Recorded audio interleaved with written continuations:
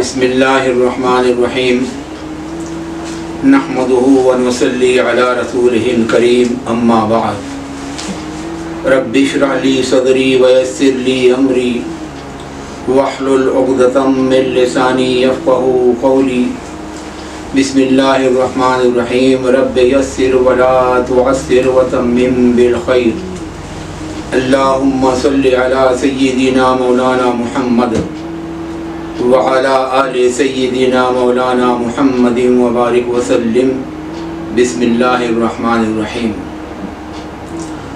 دنیا کے بت کدے میں پہلا وہ گھر خدا کا، دنیا کے بت کدے میں پہلا وہ گھر خدا کا، ہم اس کے پاسباں ہیں وہ پاسباں ہمارا۔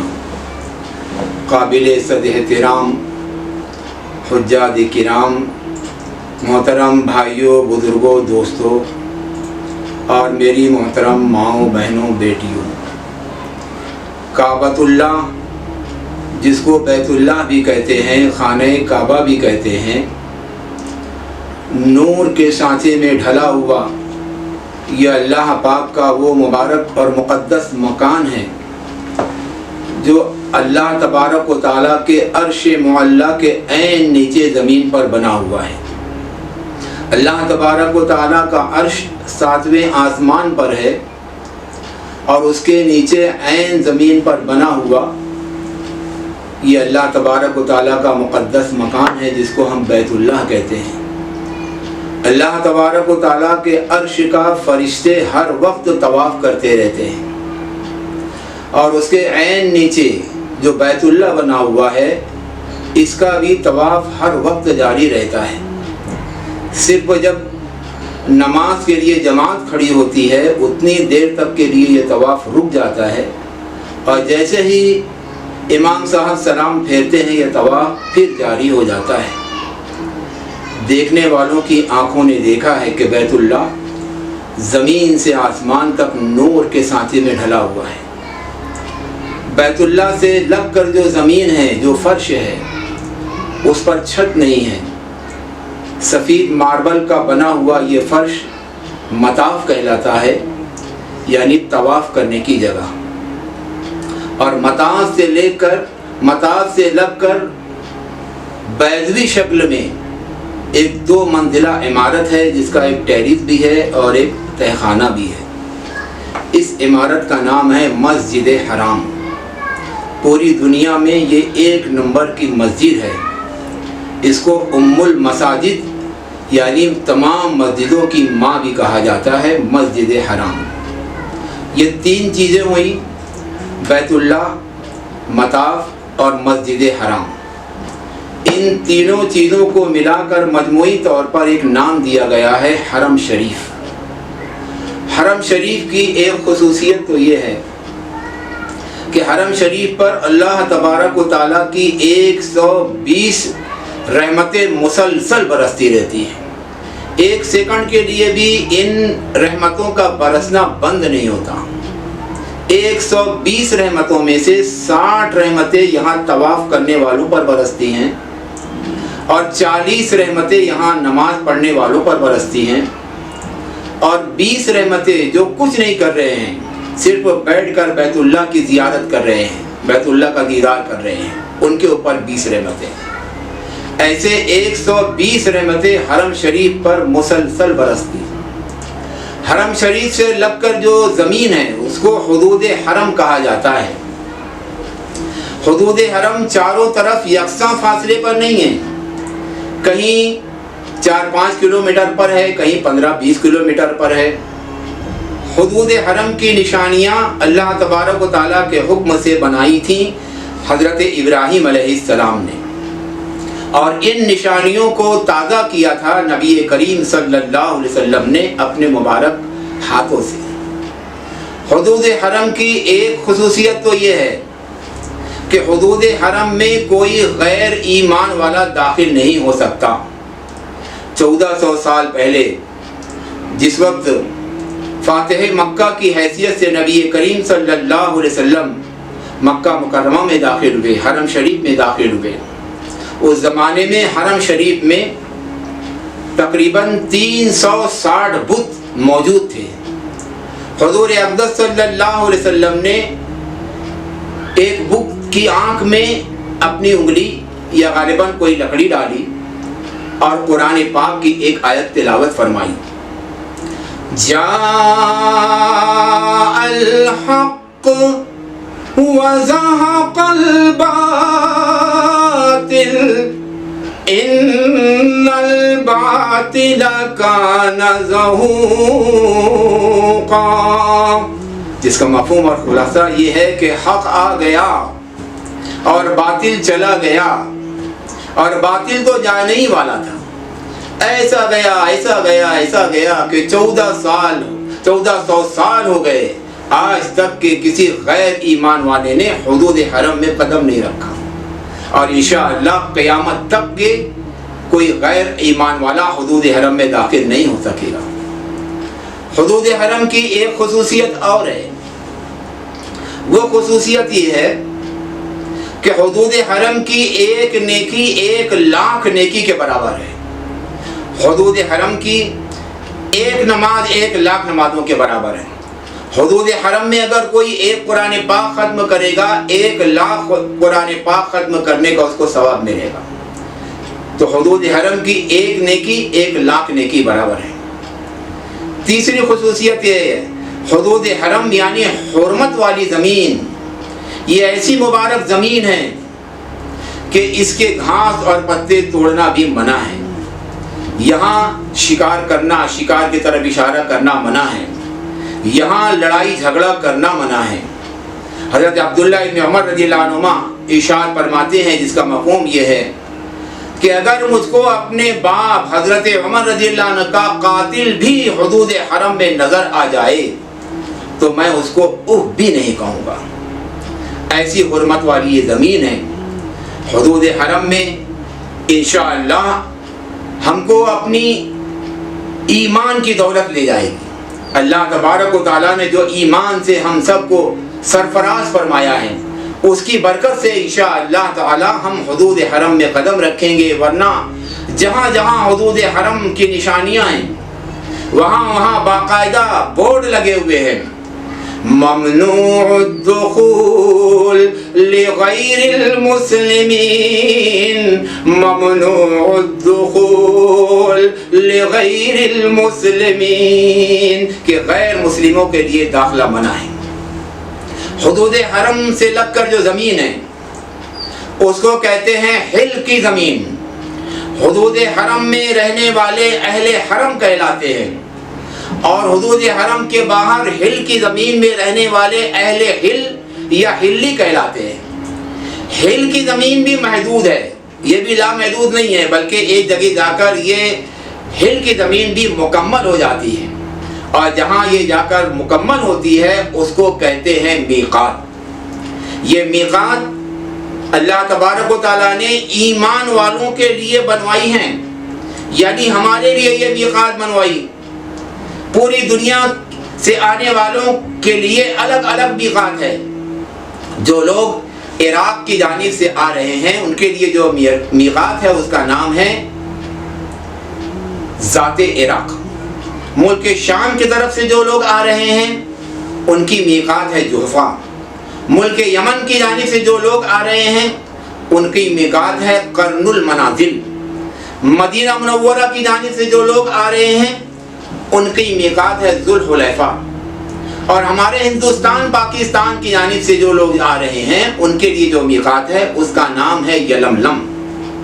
یہ میقات اس لیے بنائی گئی ہے کہ جب بھی کوئی ایمان والا حدود حرم میں داخل ہونا چاہے، حرم میں داخل ہونا چاہے، تو اس کے لیے ضروری اور لازمی ہے کہ میقات میں داخل ہونے سے پہلے وہ حالت احرام میں آ جائے، چاہے عمرہ کی نیت سے، چاہے حج کی نیت سے، چاہے عمرہ اور حج دونوں کی نیت سے، لیکن میقات میں داخل ہونے سے پہلے ایمان والے کا حالت احرام میں آنا ضروری ہے۔ اگر اس نے ایسا نہیں کیا، کسی ایمان والے نے میقات میں قدم رکھ دیا اور اس نے نیت نہیں کی عمرہ کی اور حج کی اور حالت احرام میں نہیں آیا تو اس کے لیے ایک بکرے کی قربانی دینا پڑے گی، جس کو دم دینا کہتے ہیں۔ اس کے لیے ہم داخل ہوں گے انشاءاللہ میقات میں، اس کے پہلے حالت احرام میں آ جائے گی۔ اللہ کا کرم ہے، احسان ہے کہ اللہ تبارک و تعالیٰ نے عمرہ کے لیے، حج کے لیے ہمارا انتخاب کیا۔ اس میں ہماری کسی صلاحیت کو اور ہمارے مال و دولت کو بالکل بھی دخل نہیں ہے، بلکہ عمرہ کے کرنے کا، حج کے کرنے کا ہمارے دل میں ارادہ بھی اللہ تبارک و تعالیٰ ہی نے پیدا کیا۔ میری طلب بھی کسی کے کرم کا صدقہ ہے، میری طلب بھی کسی کے کرم کا صدقہ ہے، قدم یہ خود نہیں اٹھتے، اٹھائے جاتے ہیں۔ اللہ تبارک و تعالیٰ کا احسان ہے کہ اللہ تبارک و تعالیٰ نے عمرہ کے لیے، حج کے لیے ہمارا انتخاب کیا۔ اس کی تیاری ہم ابھی سے شروع کر دیں، اور اس کی تیاری کیا ہے؟ سب سے پہلی تیاری ہم اپنی 24 گھنٹے کی زندگی کو دین کے سانچے میں ڈھال لیں، اللہ کے احکامات اور نبی کریم صلی اللہ علیہ وسلم کی پیاری سنتوں کے سانچے میں ہمارے شب و روز مزین ہو جائیں۔ اس کے لیے ہم ابھی سے اس کی کوشش کرتے رہیں، اس کی جد و جہد کرتے رہیں، تاکہ اور دین کے اندر سب سے پہلا فریضہ، ایمان والوں پر سب سے پہلا فریضہ وہ ہے نماز۔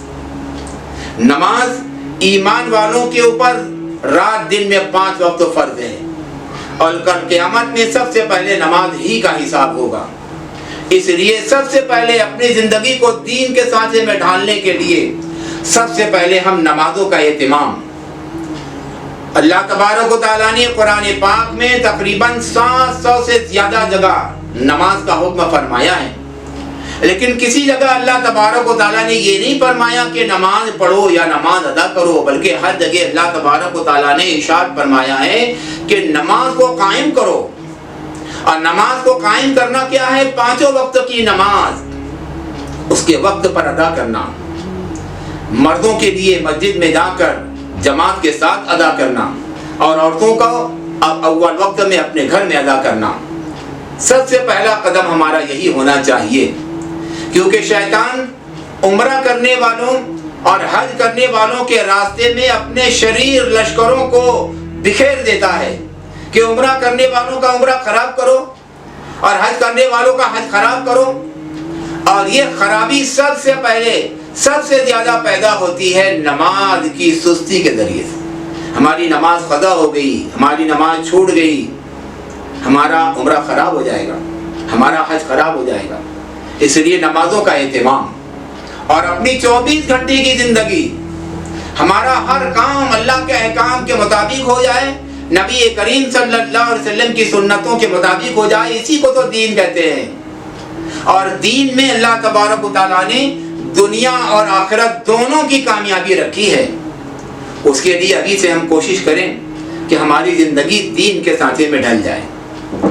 دوسری کوشش یہ ہے کہ اللہ تبارک و تعالیٰ نے قرآن پاک میں تقریباً 3 جگہ قطع رحمی کرنے والوں پر لعنت فرمائی ہے۔ اس لیے اگر ہمارا کسی سے قطع تعلق ہے، کسی سے رنجش ہے، سامنے والا اگر چھوٹا ہے ہم خود چھوٹا بن کر جائیں، سامنے والے کا قصور اگر ہے ہم خود قصوروار بن کر جائیں، معافی صافی کروا لے، صلہ رحمی کر لے، اپنے تعلقات، اپنے معاملات کو درست کر لے۔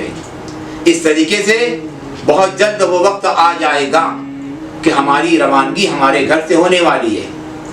روانگی سے 2-3 دن پہلے اپنے بدن کی اچھی صفائی کر لیں، بال بنا لیں، چہرہ بنا لیں، ناخن کتر لیں، کیونکہ یہ تمام چیزیں حالت احرام میں منع ہو جانے والی ہے۔ اس لیے اس کی تیاری 2-3 دن پہلے سے ہم کر لیں۔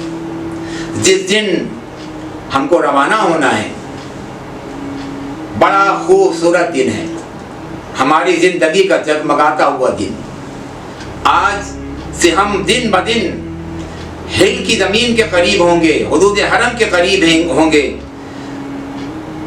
حرم شریف کے قریب ہوں گے، مسجد حرام کے قریب ہوں گے، کعبۃ اللہ کے قریب ہوں گے، یعنی اللہ تبارک و تعالیٰ سے قریب ہوتے چلے جائیں گے۔ اس لیے اپنے گھر میں خوب اچھی طریقے سے ہم بھی، ہماری مستورات بھی بدن کو مل مل کر خوب اچھی طریقے سے غسل اور وضو سے فارغ ہوں، اپنے گھر میں 2 رکعت نماز شکرانہ کی ادا کریں۔ اگر یاد ہے تو پہلی رکعت میں قل یا ایھا الکافرون پڑھ لیں، دوسری میں قل ھو اللہ احد پڑھ لیں، اور اگر یہ دونوں صورتیں یاد نہیں ہیں تو جو بھی سورہ یاد ہے وہ پڑھ لے گے۔ شکرانے کی یہ نماز ہوگی۔ سلام پھیرنے کے بعد مصلی پر بیٹھے بیٹھے اگر یاد ہے تو 1 مرتبہ لإیلاف قریشین کی سورہ پڑھ لے، اور اگر یاد ہے تو 1 مرتبہ آیت الکرسی پڑھ لے۔ اللہ تبارک و تعالیٰ سے دعا مانگ لے، اے اللہ تیرا لاکھ لاکھ احسان اور کرم ہے کہ تو نے اتنے مقدس سفر کے لیے ہمارا انتخاب کیا۔ اے اللہ دل گھبرا رہا ہے کہ لاکھوں کا مجمع ہوگا، کیسے عمرہ کریں گے، کیسے طواف کریں گے، کیسے سعی کریں گے، کیسے حج کے ارکان ادا کریں گے۔ دل بہت گھبرا رہا ہے، لیکن دل کو یہ ڈھارس بھی ہے کہ تو بے سہاروں کا سہارا ہے، تو کمزوروں کا مددگار ہے، تو ہی ضعفاء کا رب ہے۔ اس لیے اے اللہ تیری مدد کے بغیر 1 قدم اٹھانا تو بہت دور کی بات ہے، تیری مدد کے بغیر تو ہم 1 سانس بھی نہیں لے سکتے۔ اس لیے قدم قدم پر ہمارا ساتھی بن جا، قدم قدم پر ہمارا مددگار بن جا۔ اے اللہ تیرے ہی بھروسے پر ہم اس سفر کی ابتدا کر رہے ہیں۔ خوب اچھی طریقے سے دعائیں مانگ لیں میں، اس کے بعد ہم بھی، ہماری مستورات بھی دروازے کی چوکھٹ اپنائیں۔ باہر قدم نکالنے سے پہلے دروازے کی چوکھٹ پر اگر یاد ہے تو 1 مرتبہ انا انزلناہ فی لیلۃ القدر کی سورہ پڑھ لیں، اور اس کے بعد سنت کے مطابق بایاں قدم یعنی الٹا قدم ہم باہر نکالیں۔ یہاں ایک بات خاص طور پر ہماری ماں بہنوں کو دھیان میں رکھنا چاہیے کہ کسی بھی دین کے کام کی ابتدا بے دینی سے نہیں ہوتی، اور بے پردگی یہ مستورات کے لیے بے دینی ہے۔ اس لیے مکمل شرعی پردے میں ہماری ماں بہنیں قدم باہر نکالیں، ہم بھی، ہماری مستورات بھی بایاں قدم الٹا قدم باہر نکالیں گے، گھر سے باہر نکلنے کی دعا پڑھیں گے۔ اللہم بک اصول و بک احول و بک اسیر بسم اللہ توکلت علی اللہ لا حول ولا قوت الا باللہ۔ ہم سے ملنے کے لیے لوگ آئے ہیں، جو بھی مل رہا ہے عقیدت کے ساتھ مصافحہ کرتا ہے، معانقہ کرتا ہے، اور ہم سے دعا کی درخواست کرتا ہے۔ ہم جیسے گناہ گار جو سر کے بالوں سے لے کر پیر کے ناخن تک گناہوں کے سانچے میں ڈھلے ہوئے ہیں، گناہوں کے سمندر میں ڈوبے ہوئے ہیں، ہم بھلا کہاں اس لائق تھے کہ کوئی ہم سے دعا کی درخواست کرتا؟ لیکن اللہ تبارک و تعالیٰ نے یہ نوازش کی ہے کہ جو بھی مل رہا ہے ہم سے معافی صافی کروا رہا ہے، ہم سے دعا کی درخواست کرا رہا ہے۔ ہم بھی ان سے معافی صافی کر لیں، ہم بھی ان سے دعا کی درخواست کر لیں۔ اس کے بعد ہماری گاڑی ہم کو لینے کے لیے کھڑی ہے، لیکن مردوں کے لیے ایک مستحب عمل یہ ہے کہ گاڑی میں بیٹھنے سے پہلے وہ اپنے محلے کی مسجد میں چلے جائیں اور وہاں پر جا کر 2 رکعت نماز تحیۃ المسجد کی ادا کر لیں۔ اس نماز میں بھی اگر یاد ہے تو پہلی رکعت میں قل یا ایھا الکافرون اور دوسری رکعت میں قل ھو اللہ احد کی سورہ پڑھ لیں، دعا مانگ لیں۔ اس کے بعد ہم اپنی مستورات کے ساتھ، اپنے گھر والوں کے ساتھ اپنی گاڑی کے اوپر بیٹھیں گے۔ یہ گاڑی، یہ سواری جس کے بارے میں نبی کریم صلی اللہ علیہ وسلم کا ارشاد گرامی ہے، جس کا مفہوم ہے کہ اگر لوگوں کو معلوم ہو جائے کہ حاجی کا کیا مرتبہ ہے تو حاجی جس گاڑی میں بیٹھے، جس سواری پر سوار ہو، لوگ اس سواری کو بوسا دیں گے۔ ہماری وجہ سے اللہ تبارک و تعالیٰ نے ہماری اس سواری کو اتنا قیمتی بنا دیا ہے۔ سفر چاہے 4 ویلر کا ہو، چاہے 2 ویلر کا ہو، چاہے 3 ویلر کا ہو، چاہے ریل کا ہو، چاہے بس کا ہو، چاہے ہوائی جہاز کا ہو، ہر سفر کی 7 سنتیں ہیں، اور ہمارا ہر عمل، ہمارا ہر کام سنتوں کے سانچے میں ڈھلا ہوا ہونا چاہیے۔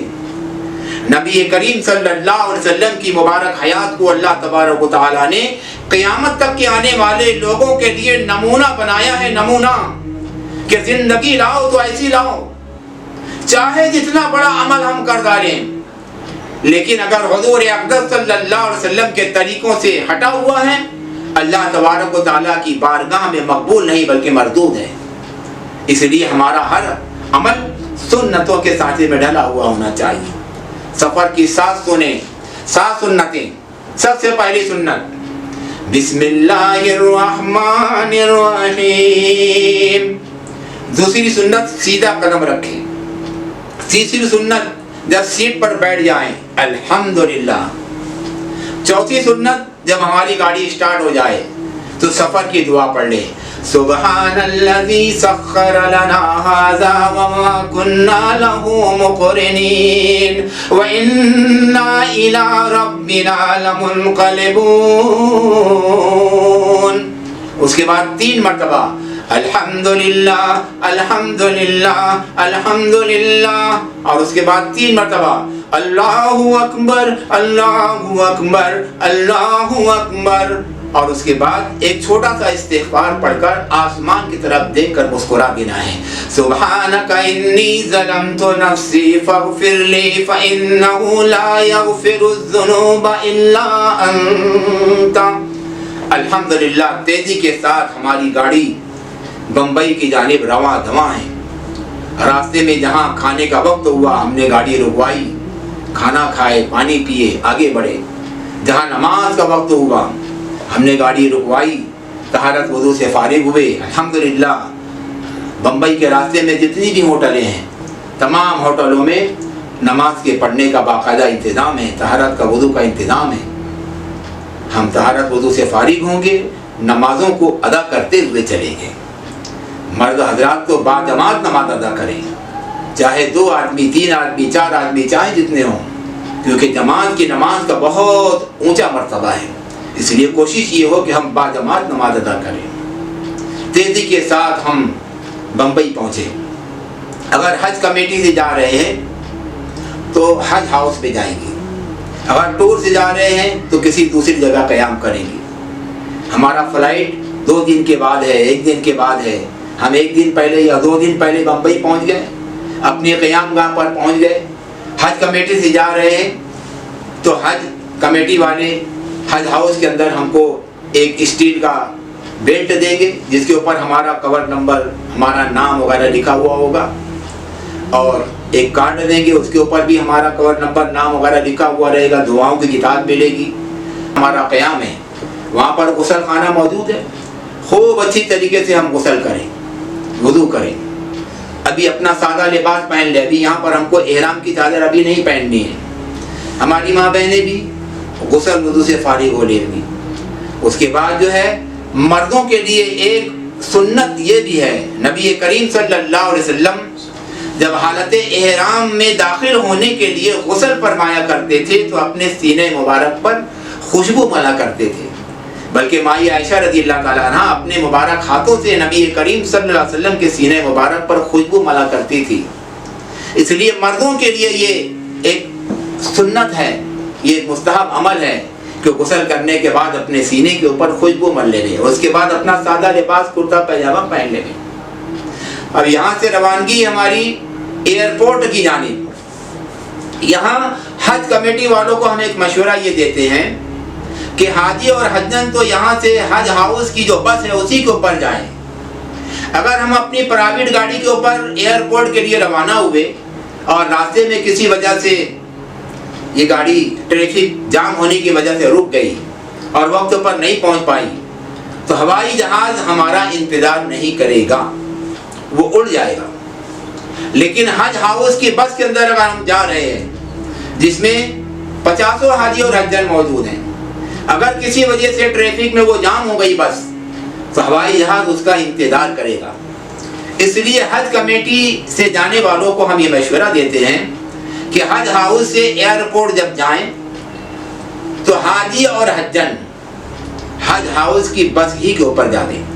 اپنے رشتہ داروں کو کہہ دیں کہ تم لوگ گاڑی سے ایئرپورٹ پہنچ جاؤ، ہم لوگ اس بس کے ذریعے سے آ رہے ہیں۔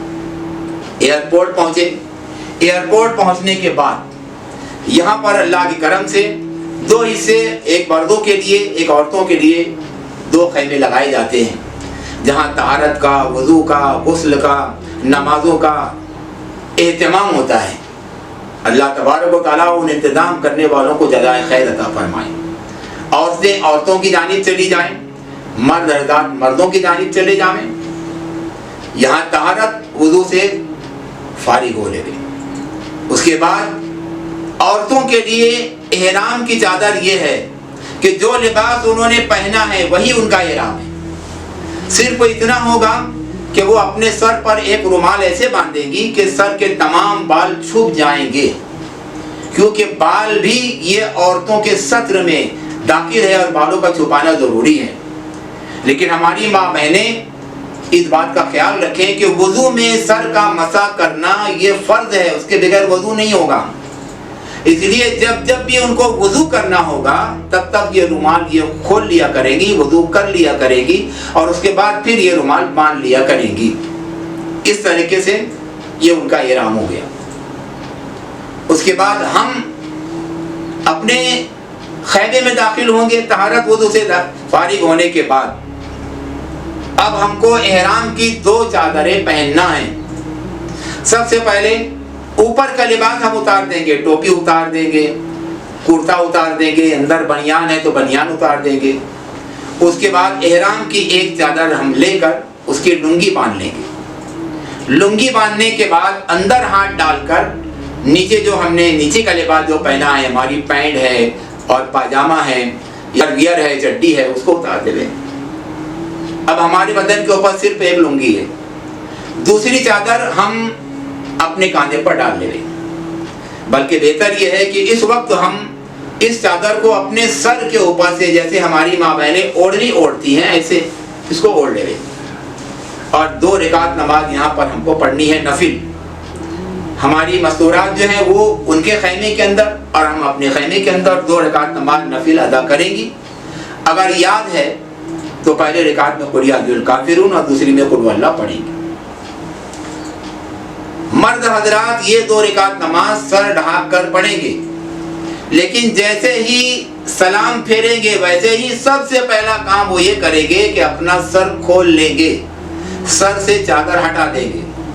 اب ہمارا یہ سر کھلا رہے گا، کھانا کھاتے وقت بھی کھلا رہے گا، پانی پیتے وقت بھی کھلا رہے گا، نماز کے وقت بھی کھلا رہے گا اور سونے کے وقت بھی کھلا رہے گا، جب تک کہ ہمارا عمرہ پورا نہیں ہو جاتا تب تک کہ اب یہ سر ہمارا کھلا ہی رہے گا۔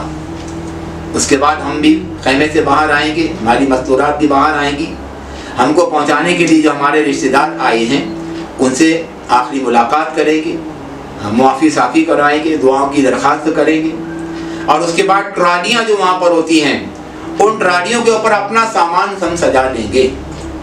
یہ سامان 2 طریقے کا ہوتا ہے، ایک تو وہ سامان جو لگیج میں جمع ہو جانے والا ہے اور دوسرا وہ سامان جو ہمارے ساتھ رہے گا، جس کو ہینڈ بیگ کہتے ہیں، یہ ہمارے ساتھ رہے گا۔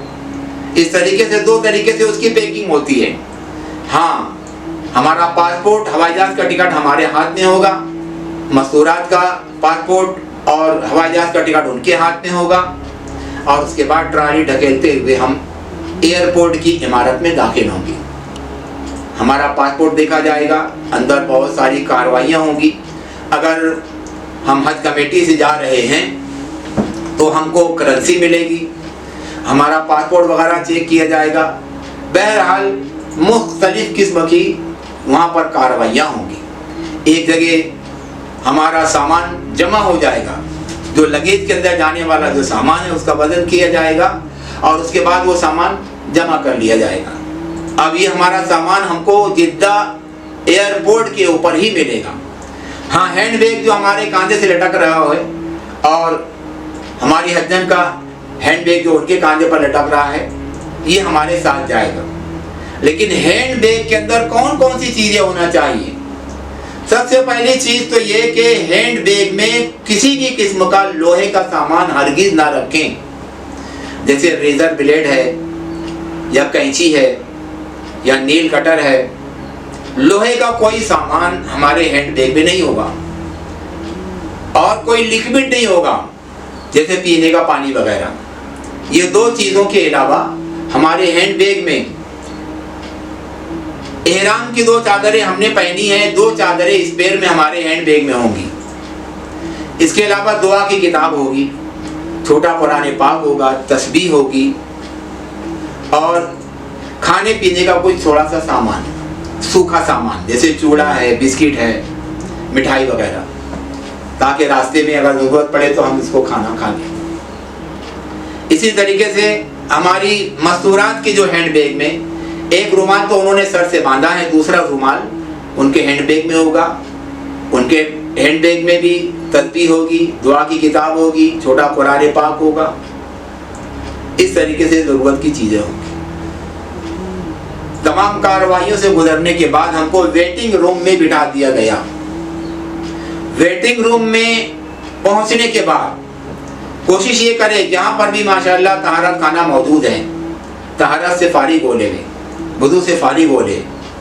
ہمارا یہ ہوائی جہاز کا سفر جدہ تک کے جو ہے یہ تقریباً 4.5 گھنٹے کا ہے۔ ہوائی جہاز کے اندر بھی طہارت خانہ موجود ہے، لیکن وہ انگریزی طرز کا ہوتا ہے، کیسے نل کھولیں، کیسے بند کریں، اس کا اکثر علم ہم کو نہیں ہوتا، اور اس کا فرش بھی اکثر ناپاک ہوتا ہے، ہمارے بھی ناپاک ہونے کا ڈر ہوتا ہے۔ اس لیے یہاں ہم طہارت وضو سے فارغ ہو لیں، پینے کے پانی کا کم سے کم استعمال کریں۔ اس کی وجہ یہ ہے کہ 4.5 گھنٹہ جو ہمارا ہوائی جہاز کا سفر ہے، 4.5 گھنٹے میں ہم کو طہارت ہی محسوس نہ ہو، اس کے لیے احتیاط یہ کریں کہ پینے کے پانی کا کم سے کم استعمال کریں۔ ہوائی جہاز کے ہماری فلائٹ کے چھوٹنے کا وقت قریب آیا، ہم کو ہدایت دی گئی کہ چلو ہوائی جہاز میں بیٹھنا ہے۔ اپنی حجن کے ساتھ، اپنے گروپ کے ساتھ ہوائی جہاز میں ہم پہنچے۔ ہمارا ہوائی جہاز کا یہ سفر بھی 7 سنتیں، سفر کی 7 سنتوں کے ساتھ ہوگا۔ سیدھا قدم ہم ہوائی جہاز میں رکھیں گے، اپنی سیٹ جو ہم کو بورڈنگ پاس ملا ہے اس کے اوپر ہمارا سیٹ نمبر لکھا ہوا ہے، اس کے مطابق اپنی سیٹ کے اوپر جا کر ہم بیٹھ جائیں گے، الحمدللہ پڑھیں گے۔ ہوائی جہاز کا عملہ اعلان کرے گا کہ اپنا اپنا بیلٹ اپنی کمر کی گرد باندھ دو۔ جس سیٹ کے اوپر ہم بیٹھے ہیں اس کے اندر دونوں طرف بیلٹ نکلے ہوئے ہیں، بہت آسان ہے اس کو لگانا۔ اگر کسی طریقے سے ہم کو نہیں آ رہا ہے تو وہاں کے جو عملہ ہوتا ہے وہ ہم کو لگا دیتے ہیں۔ بہرحال بیلٹ ہم نے لگا لیا۔ جیسے ہی وقت ہوا ویسے ہی ہمارا ہوائی جہاز رن وے پر چلنے لگا، چلتے چلتے دوڑنے لگا، اور تیزی کے ساتھ دوڑتے ہوئے ہندوستان کی سرزمین کو اس نے چھوڑ دیا۔ چند سیکنڈ میں ہمارا یہ ہوائی جہاز 30 سے 40 ہزار فٹ کی اونچائی پر پہنچ جائے گا۔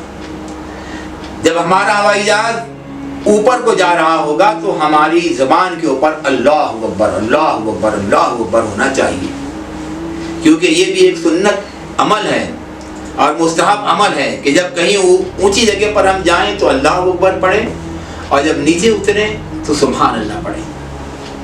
تو اللہ اکبر کہتے ہوئے ہم 30 سے 40 ہزار فٹ کی اونچائی پر پہنچ گئے، اور اس کے بعد ہمارا ہوائی جہاز سیدھا اڑنے لگا۔ اب ہوائی جہاز میں اتنا بھی جھٹکا ہم کو محسوس نہیں ہوگا جتنا بس کے اندر ہوتا ہے یا ریل کے اندر ہوتا ہے۔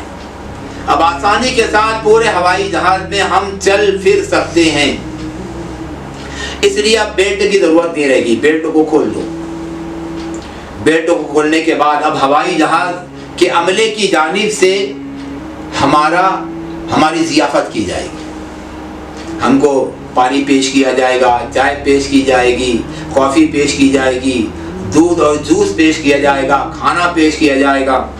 ان تمام چیزوں کو بلا جھجک استعمال کرنا ہے، کیونکہ ہمارا جو ہوائی جہاز کا کرائے کا جو پیسہ جو کٹا ہے یہ اسی میں سے ہماری دعوت ہو رہی ہے، اسی میں سے ہماری جو ضیافت ہو رہی ہے۔ یہ ہمارے ہی تقریباً 1 گھنٹے میں ہم کھانے پینے سے فارغ ہو گئے، الحمدللہ باوضو ہیں۔ ہمارا ہوائی جہاز میقات میں سے گزرنے والا ہے تقریباً 3.5-4 گھنٹے کے بعد، اور جس وقت میقات قریب آئے گی اس وقت ہوائی جہاز کا عملہ اعلان کرے گا کہ حاجیوں اور حجنوں ہم میقات میں سے گزرنے والے ہیں، اس لیے آپ لوگ نیت کر لو اور لبیک پکار لو۔ اس وقت اعلان ہوگا، لیکن اس اعلان کا انتظار نہیں کرنا ہے۔ انتظار اس لیے نہیں کرنا ہے کہ الحمدللہ ہم کھانے پینے سے فارغ ہو گئے، 1-2 رات سے ہم بیداری کرتے آئے ہیں، نیند کا تقاضا ہے، کھانا پینے سے فارغ ہو گئے ہیں، جس سیٹ کے اوپر ہم بیٹھے ہیں وہ نرم اسپنج کی سیٹ ہے اور پورا ہوائی جہاز اے سی والا ہے، اس لیے اب اس بات کا خطرہ ہے کہ ہم بیٹھے بیٹھے سو جائیں گے، نیند لگ جائے گی، اور اگر ہم سو گئے اور ہمارا ہوائی جہاز ہمارے نیت کیے بغیر میقات میں سے گزر گیا تو ہم کو 1 بکرے کی قربانی دینی ہوگی، جس کو دم دینا کہتے ہیں۔ اس لیے ہم اس بات کا مشورہ دیتے ہیں کہ اب دیر نہ کریں، عمرہ کا پہلا کام ہم ادا کر لیں۔ اب یہاں پر یہ بھی سمجھ لیں کہ عمرہ کہتے کس کو ہیں۔ عمرہ کی فضیلت میں آتا ہے کہ جتنی فضیلت حج کی ہے تھوڑی سی کمی کے ساتھ اتنی ہی فضیلت عمرہ کی بھی ہے۔ حج کرنے والے بھی اللہ کا وفد ہیں، عمرہ کرنے والے بھی اللہ کا وفد ہیں۔ جو دعا کرتے ہیں وہ قبول ہوتی ہے، جو مانگتے ہیں وہ ملتا ہے۔ الحمدللہ اگر ہم حج کے لیے بھی جا رہے ہیں تو ہمارے لیے ضروری ہے کہ ہم حج کی نیت کریں یا عمرہ کی نیت کریں یا دونوں نیت ساتھ میں کریں، لیکن ہم اس بات کا مشورہ دیتے ہیں کہ ہم کو حج تمتع کرنا ہے، اور حج تمتع کس کو کہتے ہیں؟ جو فائدہ اٹھانے والا حج۔ اور یہ فائدہ اٹھانا کیا ہے کہ حج کی نیت تو ہم حج کے ایام میں کریں گے، لیکن ابھی ہم کو میقات میں داخل ہونا ہے، حدود حرم میں داخل ہونا ہے، حرم شریف میں داخل ہونا ہے، اس کے ضابطے کے مطابق ابھی ہم کو عمرہ کی نیت کر لینی ہے، اور عمرہ کے ارکان کو ادا کر کے ہم احرام سے باہر آ جائیں گے، اور سادے کپڑے کے اندر ہم حج کے زمانے تک رہیں گے۔ جب حج کے ایام قریب آئیں گے تو اس وقت ہم حج کی نیت کریں گے، حج کا احرام باندھیں گے، اس لیے اس حج کو حج تمتع یعنی فائدہ اٹھانے والا حج کہتے ہیں۔ اب عمرہ 4 کام کے کرنے کا نام عمرہ ہے۔ شروع کے 2 کام فرض ہیں اور بعد کے 2 کام واجب ہیں۔ فرض اگر چھوٹ جائے گا تو ہمارا عمرہ ہی نہیں ہوگا۔ جیسے نماز کے اندر جتنی باتیں فرض ہیں، اگر اس میں سے ایک فرض بھی اگر چھوٹ جائے گا تو ہماری نماز فاسد ہو جائے گی، اس کو دہرانا پڑے گا۔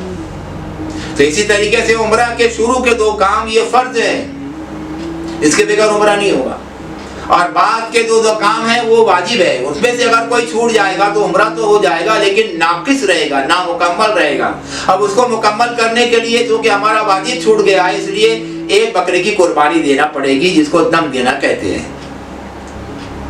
تو یہ 4 کام عمرہ کے، 2 فرض 2 واجب۔ پہلا کام عمرہ کی نیت سے احرام باندھنا اور لبیک پکارنا۔ ہمارا یہ کام میقات میں داخل ہونے سے پہلے ہوگا۔ عمرہ کا پہلا کام جو ہے یہ میقات میں داخل ہونے سے پہلے ہم کو کرنا ہے، عمرہ کی نیت سے احرام باندھنا اور لبیک کا پکارنا۔ پھر دوسرا کام ہے وہ بھی فرض ہے، بیت اللہ کا 7 چکروں کے ساتھ طواف کرنا، اور تیسرا کام جو واجب ہے صفا مروہ کے درمیان 7 چکروں کے ساتھ سعی کرنا، اور چوتھا کام جو واجب ہے مردوں کے لیے اپنے سر کو منڈوانا، جس کو حلق کروانا کہتے ہیں، اور عورتوں کے لیے اپنی چوٹی کا سیرہ 1 پور کے برابر کتروانا، اس کو قصر کہتے ہیں۔ یہ 4 کام کے کرنے کا نام عمرہ ہے۔ الحمدللہ ہم جا رہے ہیں، اگر حج کے لیے بھی جا رہے ہیں تو اندر حدود حرم میں داخل ہونے کا جو ضابطہ عمرہ، اس کی نیت کرتے چلیں گے۔ کھانے پینے سے جب فارغ ہو گئے تو اب دیر نہ کریں، بلکہ عمرہ کی نیت ہم کر لیں۔ اگر یاد ہے تو عربی کے اندر کر لیں میں اللہم انی ارید العمرۃ فیسرھا لی وتقبلھا منی۔ عربی بھی نہیں یاد ہے تو کوئی بات نہیں، اردو میں کر لو۔ نیت کرتا ہوں میں عمرہ کی، اے اللہ تو اس کو میرے لیے آسان فرما اور میری جانب سے اسے قبول فرما۔ ہماری مستورات بھی نیت کریں گی، نیت کرتی ہوں میں عمرہ کی، اے اللہ تو اس کو میرے لیے آسان فرما اور میری جانب سے اسے قبول فرما۔ نیت کرنے کے بعد بھی حالت احرام میں ابھی ہم داخل نہیں ہوئے ہیں۔ جیسے نماز کی نیت کرتے ہیں، نیت کرتا ہوں میں 2 رکعت نماز نفل واسطے اللہ کے منہ میرا کعبہ شریف کی طرف، یہ نیت ہو گئی۔ لیکن نماز میں کب داخل ہوں گے؟ جب تکبیر تحریمہ اللہ اکبر کہیں گے، جب نماز میں داخل ہوں گے۔ تو بالکل اسی طریقے سے عمرہ کی نیت کرنے کے بعد حالت احرام میں کب داخل ہوں گے؟ جب 3 مرتبہ لبیک پکاریں گے۔ مستورات کی چونکہ آواز بھی پردے کی چیز ہے، اس لیے وہ لبیک صرف اتنی آواز میں پکارے گی کہ ان کی آواز صرف انہی کے کانوں میں جائے، کسی غیر محرم کے کان میں نہ جائے۔ 3 مرتبہ وہ لبیک پڑھیں گی۔ ہاں مرد حضرات تو بلند آواز سے، تیز آواز سے پکار کر 3 مرتبہ لبیک پکاریں گے۔ لبیک اللہم لبیک لبیک لا شریک لک لبیک ان الحمد والنعمت لک والملک لا شریک لک لبیک اللہم لبیک لبیک لا شریک لک لبیک ان الحمد والنعمت لک والملک لا شریک لک لبیک اللہم لبیک لبیک لا شریک لک لبیک ان الحمد والنعمت لک والملک لا شریک لک۔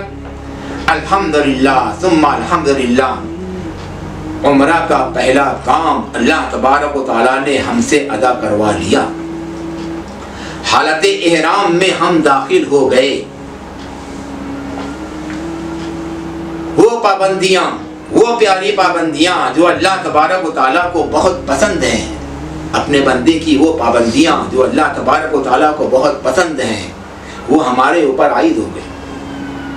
بال کا کاٹنا، بال کا توڑنا، بال کا اکھیڑنا ہمارے لیے منع، ناخن کا کاٹنا، ناخن کا توڑنا ہمارے لیے منع، خوشبو کا لگانا، خوشبو کا سونگھنا، خوشبو کا کھانا، خوشبو کا پینا ہمارے لیے منع، شکار کرنا، شکار کی طرف اشارت کرنا ہمارے لیے منع۔ عورتوں کا سر تو ڈھکا رہے گا لیکن چہرے کا ڈھانکنا ان کے لیے بھی منع، اور ہمارا سر اور چہرہ دونوں ڈھانکنا منع۔ ہمارا سر بھی کھلا رہے گا، چہرہ بھی کھلا رہے گا۔ مردوں کے لیے بدن کی حیت کا سلا ہوا لباس پہننا منع۔ عورتیں جو لباس پہنی ہوئی ہے وہی پہنی رہے گی، لیکن مردوں کے لیے بدن کی حیت کا سلا ہوا لباس پہننا منع، اس لیے 2 چادریں پہنی رہے گی۔ پیروں کی ابری ہوئی ہڈی کا چھپانا منع، اس لیے ہم بھی، ہماری مستورات بھی جوتا نہیں پہنے گی، جوتی نہیں پہنے گی، سینڈل نہیں پہنے گی، بلکہ سلیپر، 2 پٹی والی سلیپر، تاکہ وہ بری ہوئی ہڈی وہ دکھائی دے گی۔ اس کے علاوہ بدن سے میل کچیل کا نکالنا منع۔ 3 پابندیاں خاص طور سے قرآن پاک نے بیان فرمائی ہیں۔ فلا رفث ولا فسوق ولا جدال فی الحج، فلا رفث ولا فسوق ولا جدال فی الحج۔ رفث کہتے ہیں بے حجابی کی بات، صحبت کرنا، ہم بستری کرنا تو بہت دور کی بات ہے۔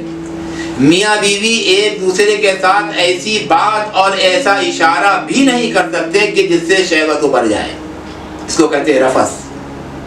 دوسرا فسوق یعنی گناہ، اللہ کی نافرمانی، حکم عدولی، جو حالت احرام سے پہلے بھی منع تھی اور حالت احرام میں سختی کے ساتھ منع۔ تیسری پابندی جدال یعنی لڑائی جھگڑا پہلے بھی بنا تھا، حالت احرام میں سختی کے ساتھ بنا. یہ تمام پابندیاں ہمارے اوپر عائد ہو گئیں اور اللہ تبارک و تعالی ہم سے اتنا خوش ہوئے کہ جیسے ہی حالت احرام میں ہم داخل ہوئے اور جیسے ہی ہمارے اوپر یہ پیاری پیاری پابندیاں عائد ہوئیں، ویسے ہی اللہ تبارک و تعالیٰ نے ہمارے لیے قبولیت دعا کے دروازے کھول دیے. مانگو میرے بندو اور مانگو میرے بندیوں، جو مانگو گے میں دینے کے لیے تیار. اس لیے تلبیہ پکارنے کے بعد، لبیک پکارنے کے بعد سب سے پہلے ہم دعا مانگیں گے. اور کون سی دعا مانگیں گے؟ وہ مسنون دعا جو آقا انعامدار حضور اقدس صلی اللہ علیہ وسلم تلبیہ پکارنے کے بعد مانگا کرتے تھے. 2 چیزوں کی طلب اور 2 چیزوں سے پناہ. اللہم انی اسألک رضاک والجنہ واعوذ بک من غضبک والنار. اگر عربی میں نہیں آتے کوئی بات نہیں، اردو میں مانگ لو. اے اللہ میں تجھ سے تیری رضا مانگتا ہوں، تیری جنت مانگتا ہوں. اے اللہ تیری رضا بھی دے دے، تیری جنت بھی دے دے. اور اے اللہ میں تیرے غصے سے پناہ مانگتا ہوں اور تیری جہنم سے پناہ مانگتا ہوں. اے اللہ تیرے غصے سے بھی بچا لے اور تیری جہنم سے بھی بچا لے. یہ لبیک اور یہ تلبیہ جو ہماری زبان پر جاری ہوا ہے، اس کو 3 مرتبہ کہہ کر بس نہیں کرنا ہے، بلکہ اب تو یہ بار بار ہماری زبان کے اوپر جاری رہے گا. کھانے سے پہلے لبیک ہماری زبان کے اوپر جاری رہنا چاہیے دل کی گہرائیوں کے ساتھ. حضرت موسیٰ علیہ السلام جس وقت لبیک پکارا کرتے تھے، لبیک اللہم لبیک، تو اوپر سے جواب ملتا تھا لبیک یا موسیٰ لبیک، کہ اے موسیٰ جیسے تو ہمارے سامنے حاضر ہے ویسے ہم بھی تیرے سامنے حاضر ہیں. یہ لبیک کا ترانہ اللہ تبارک و تعالیٰ کو بہت ہی پسند ہے. اور کیوں نہ پسند ہو کہ اس کے اندر اللہ تبارک و تعالیٰ کی وحدانیت کا اقرار ہے. لبیک اللہم لبیک، حاضر ہوں اے اللہ میں حاضر ہوں.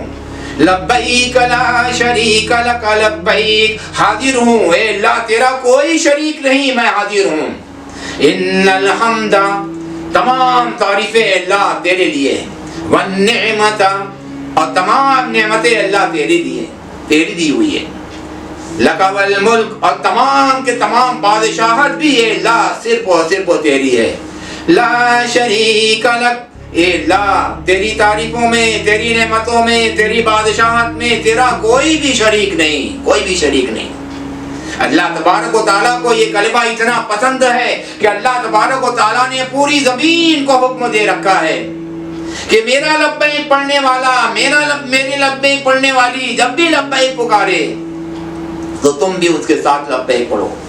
ادھر ہماری زبان پر، ہماری حجن ماں بہنوں کی زبان کے اوپر لبیک کا ترانہ ہے، اور ہمارے ساتھ ساتھ زمین کا ہر ذرہ اور درخت کا ہر پتا، سمندر کا ہر قطرہ ہمارے ساتھ ساتھ رب اللسان ہے اور لبیک پڑھ رہا ہے. لبیک اللہم لبیک، لبیک لا شریک لک لبیک، ان الحمد والنعمت لک والملک لا شریک لک. الحمدللہ تیزی کے ساتھ ہمارا ہوائی جہاز جدہ کی جانب رواں دواں ہے. اب اگر نیند بھی لگ جائے تو کوئی حرج کی بات نہیں، اگر سو بھی گئے تو کوئی حرج کی بات نہیں. میقات میں سے ہمارا ہوائی جہاز گزر گیا، گزرنے دو، کیونکہ میقات میں گزرنے کا جو ضابطہ ہے اللہ تبارک و تعالیٰ نے وہ ہم سے ادا کروا لیا. حالت احرام میں ہم آ چکے ہیں، عمرہ کا پہلا کام ہم کر چکے ہیں، عمرہ کی نیت کر چکے ہیں. میقات میں سے ہوائی جہاز گزرنے کے بعد چند منٹ کے بعد ہوائی جہاز کا عملہ اعلان کرے گا کہ ہم جدہ پہنچ رہے ہیں، اس لیے اپنا اپنا بیلٹ باندھ لو. ہم پھر اپنے کمر کے گرد جو ہے وہ بیلٹ لگا لیں گے اور اس کے بعد ہوائی جہاز نیچے اترنا شروع ہوگا. ہماری زبان کے اوپر لبیک کے ترانے کے ساتھ ساتھ سبحان اللہ سبحان اللہ سبحان اللہ، کیونکہ نیچے کی جانب جا رہے ہیں. ہوائی جہاز نے لینڈ کیا، جدہ کے ہوائی अड्डे के ऊपर उतरा, रनवे पर दौड़ते दौड़ते धीरे धीरे वो ठहर गया। हवाई जहाज से हम उतरे, एयरपोर्ट की इमारत में दाखिल हुए। अल्हम्दुलिल्लाह, अल्लाह तबारक व तआला ने अपने फजल व करम से हमको जिद्दा पहुंचा दिया। हमारा पासपोर्ट की चेकिंग होगी और हमारे सामान की चेकिंग होगी और मुख्तलिफ़ किस्म की हमारी जो है वो कस्टम होगा। कस्टम को तो अल्लाह तबारक व तआला ने बहुत ही आसान कर दिया है। चाहे हम बम्बई से रवाना हो रहे हैं उस वक्त का कस्टम, या जिद्दा पर पहुंचे हैं वहाँ का कस्टम, मशीन के अंदर हमारा सामान डाला जाता है और दूसरी तरफ से स्लिप लग कर निकल जाता है। हमारा हैंड बैग या कि हमारे जेब के अंदर जो चश्मा वगैरह है, हमारी फाउंटेन पेन है, ये तमाम एक ट्रॉली के अंदर रखा जाता है और मशीन में डाला जाता है, दूसरी तरफ से निकल जाता है। अल्लाह का करम है कि अल्लाह तबारक व तआला ने कस्टम का अमल बहुत आसान कर दिया। वो ज़माना लग गया जब एक एक बैग खोल कर देखी जाती थी, अब वो ज़माना नहीं रहा। अब तो मशीन के अंदर डाला गया, दूसरी जानिब से निकल गया। हाँ, जिद्दा पहुंचने के बाद हमको एक कमरे के अंदर बहुत सारा सामान या पट्टे पर चलता हुआ नजर आएगा या आपके बिखरा हुआ पड़ा हुआ नजर आएगा। इसमें से हमको अपना बैग ढूंढ कर निकालना है। वो जो मुंबई एयरपोर्ट के ऊपर हमारा लगेज का सामान जो जमा हो गया था, वो यहाँ पर हमको ढूंढ कर निकालना है। उसके लिए हम इस बात का मशवरा देते हैं कि अपना अपना बैग जो हम लेकर जा रहे हैं उसके ऊपर हमारा नाम, कवर नंबर और एड्रेस वगैरह तो रहेगा ही, लेकिन इसके साथ ही साथ कोई मखसूस रंग की रिबिन या जो है कपड़े का जो है टुकड़ा जो है उसके ऊपर बांध दें ताकि दूर से हमारा बैग पहचानने में हमको आसानी रहे। हजरत को एक जानिब बिठा दो, अपना बैग ढूंढ ढूंढ कर जो है वो करीब लेके आओ और हजरत के पास रखते जाओ। जब तमाम डाक जमा हो जावे तो उसका कस्टम करवा लो। कस्टम कराने के बाद फिर वो गाड़ी के ऊपर लोड किया जाएगा, पुलिस लोग रखेंगे और हर टर्मिनल के अंदर ले जाएंगे। वहाँ पर भी कुछ कार्रवाइयाँ होंगी और उसके बाद बसें आकर लगना शुरू हो जाएंगी। यहाँ हम एक बात का ख्याल रखें कि जिस बस के ऊपर हमारा सामान चढ़ाया जा रहा है, अपनी हजन के साथ, अपने ग्रुप के साथ हमको उसी बस के ऊपर सवार होना है। अगर हम दूसरी बस पर सवार हो गए, हमारा सामान दूसरी बस पर चढ़ा गया तो यहाँ पर सामान के गुम होने का खतरा है। अगर मिलेगा तो बहुत परेशानी से मिलेगा, नहीं तो नहीं मिलेगा। इसलिए बहुत ख्याल रखें कि जिस बस के ऊपर हमारा सामान चढ़ाया जा रहा है उसी बस के ऊपर हमको अपने हजन के साथ, अपने ग्रुप के साथ सवार होना है। अब बस चल पड़ी है, 7 सुन्नतों के साथ हमारा ये सफ़र जो बहुत प्यारा सफ़र है, बहुत मुक़द्दस सफ़र है, 1.5 घंटे का ये सफ़र है। जिद्दा से मक्का मुकर्रमा हमारी बस चल पड़ी है। हमारी ज़ुबान के ऊपर लब्बैक अल्लाहुम्मा लब्बैक का तराना है। तेजी के साथ रवां दवां हम हैं। 1 घंटे से ऊपर जब हो जाएगा तो हमारी बस ऐसी जगह पर पहुंचेगी जहां रेहल की शक्ल का एक बहुत बड़ा सिंबल बना हुआ होगा और इसके दरमियान में इतना चौड़ा रोड है कि 5-6 मोटरें जा रही है, 5-6 मोटरें आ रही है। ये इतना बड़ा सिंबल जो रेहल की शक्ल का बना हुआ है और ऊपर सीमेंट का जो है कुरान पाक भी बना हुआ है, ये निशानी है हुदूद हरम की। अल्हम्दुलिल्लाह, मिकात में से गुजरने के बाद जो हिल की ज़मीन शुरू हुई थी वो इस सिंबल के पास आकर हिल की ज़मीन मुकम्मल हो जा रही है। अब यहाँ से हुदूद हरम शुरू हो रही है। बस की खिड़कियों से हम झांक कर देखेंगे, इसी सिंबल के पास वो बोर्ड हमको साफ लिखा हुआ नजर आएगा जिस पर लिखा हुआ है ममनूउ दुखूल लिगैरिल मुस्लिमीन, ममनूउ दुखूल लिगैरिल मुस्लिमीन, कि गैर मुस्लिमों के लिए दाखिला मना। अल्लाह तबारक व तआला ने अपने फजल करम से अपने खजानों में सबसे ऊंची नेमत जो ईमान की अता फरमाई है, उसी ईमान की बरकत से हम हुदूद हरम में दाखिल हो रहे हैं। जैसे ये हुदूद हरम में हमारी बस दाखिल हो, अल्लाह तबारक व तआला से दुआ मांगे है, ला ये तेरा हरम है, اے اللہ یہ حرمت والی زمین ہے، اللہ یہ تیرا حرم ہے، اس میں داخلے کی برکت سے اللہ حرام کر دے جہنم کی آگ کو، تو میری چمڑی پر، میرے گوشت پر، میری ہڈی پر، میرے خون پر، میرے پورے بدن پر جہنم کی آگ کو حرام کر دے۔ لبیک اللہم لبیک لبیک لا شریک لک لبیک ان الحمد والنعمت لک والملک لا شریک لک۔ ہماری نیکیوں کا بھاؤ بڑھ گیا، ہماری لبیک 1,00,000 لبیک کی برابر ہو گئی، ہمارا درود پاک 1,00,000 درود پاک کا برابر ہو گیا، ہمارا 1 سبحان اللہ 1,00,000 سبحان اللہ کی برابر ہو گیا۔ اللہ تبارک و تعالیٰ نے حدود حرم میں ہم کو داخل فرما دیا اپنے فضل و کرم سے۔ ہم کہاں اس لائق تھے، ہم جیسے گناہ گار خطا کار کہاں اس لائق تھے کہ ایسی مقدس زمین کے اوپر قدم رکھتے، لیکن اللہ تبارک و تعالیٰ کا کتنا بڑا احسان اور کرم ہے کہ اللہ تبارک و تعالیٰ نے اپنے فضل و کرم سے حدود حرم میں ہم کو داخل فرما دیا۔ چند منٹ کے بعد ہماری بس داخل ہوگی مکہ مکرمہ کی پیاری گلیوں میں، وہ مکہ مکرمہ جو پوری دنیا میں 1 نمبر کا شہر ہے، وہ مکہ مکرمہ جو جس کو اللہ تبارک و تعالیٰ نے بلد امین فرمایا ہے، بلد امین یعنی امن والا شہر۔ اور اللہ تبارک و تعالیٰ نے جس شہر کی قسمیں کھائی ہیں، والتین والزیتون وطور سینین وہذا البلد الامین لقد خلقنا الانسان فی احسن تقویم۔ اللہ تبارک و تعالیٰ نے اس شہر کو بلد امین کہا ہے۔ یہ وہ شہر ہے کہ جس کی ایک پیاری خصوصیت یہ ہے کہ سرکار دو عالم صلی اللہ علیہ وسلم کی یہاں مبارک پیدائش ہوئی ہے۔ یہ وہ مبارک شہر ہے جہاں آپ صلی اللہ علیہ وسلم کا مبارک بچپن گزرا ہے، لڑکپن گزرا ہے، جوانی گزری ہے، اور یہی وہ شہر ہے جہاں پر اللہ تبارک و تعالیٰ نے نبی کریم صلی اللہ علیہ وسلم کو نبوت عطا فرمائی، اور یہی وہ شہر ہے جہاں دین کو دنیا میں پھیلانے کے لیے نبی کریم صلی اللہ علیہ وسلم نے بڑی بڑی تکلیفیں جھیلی ہیں۔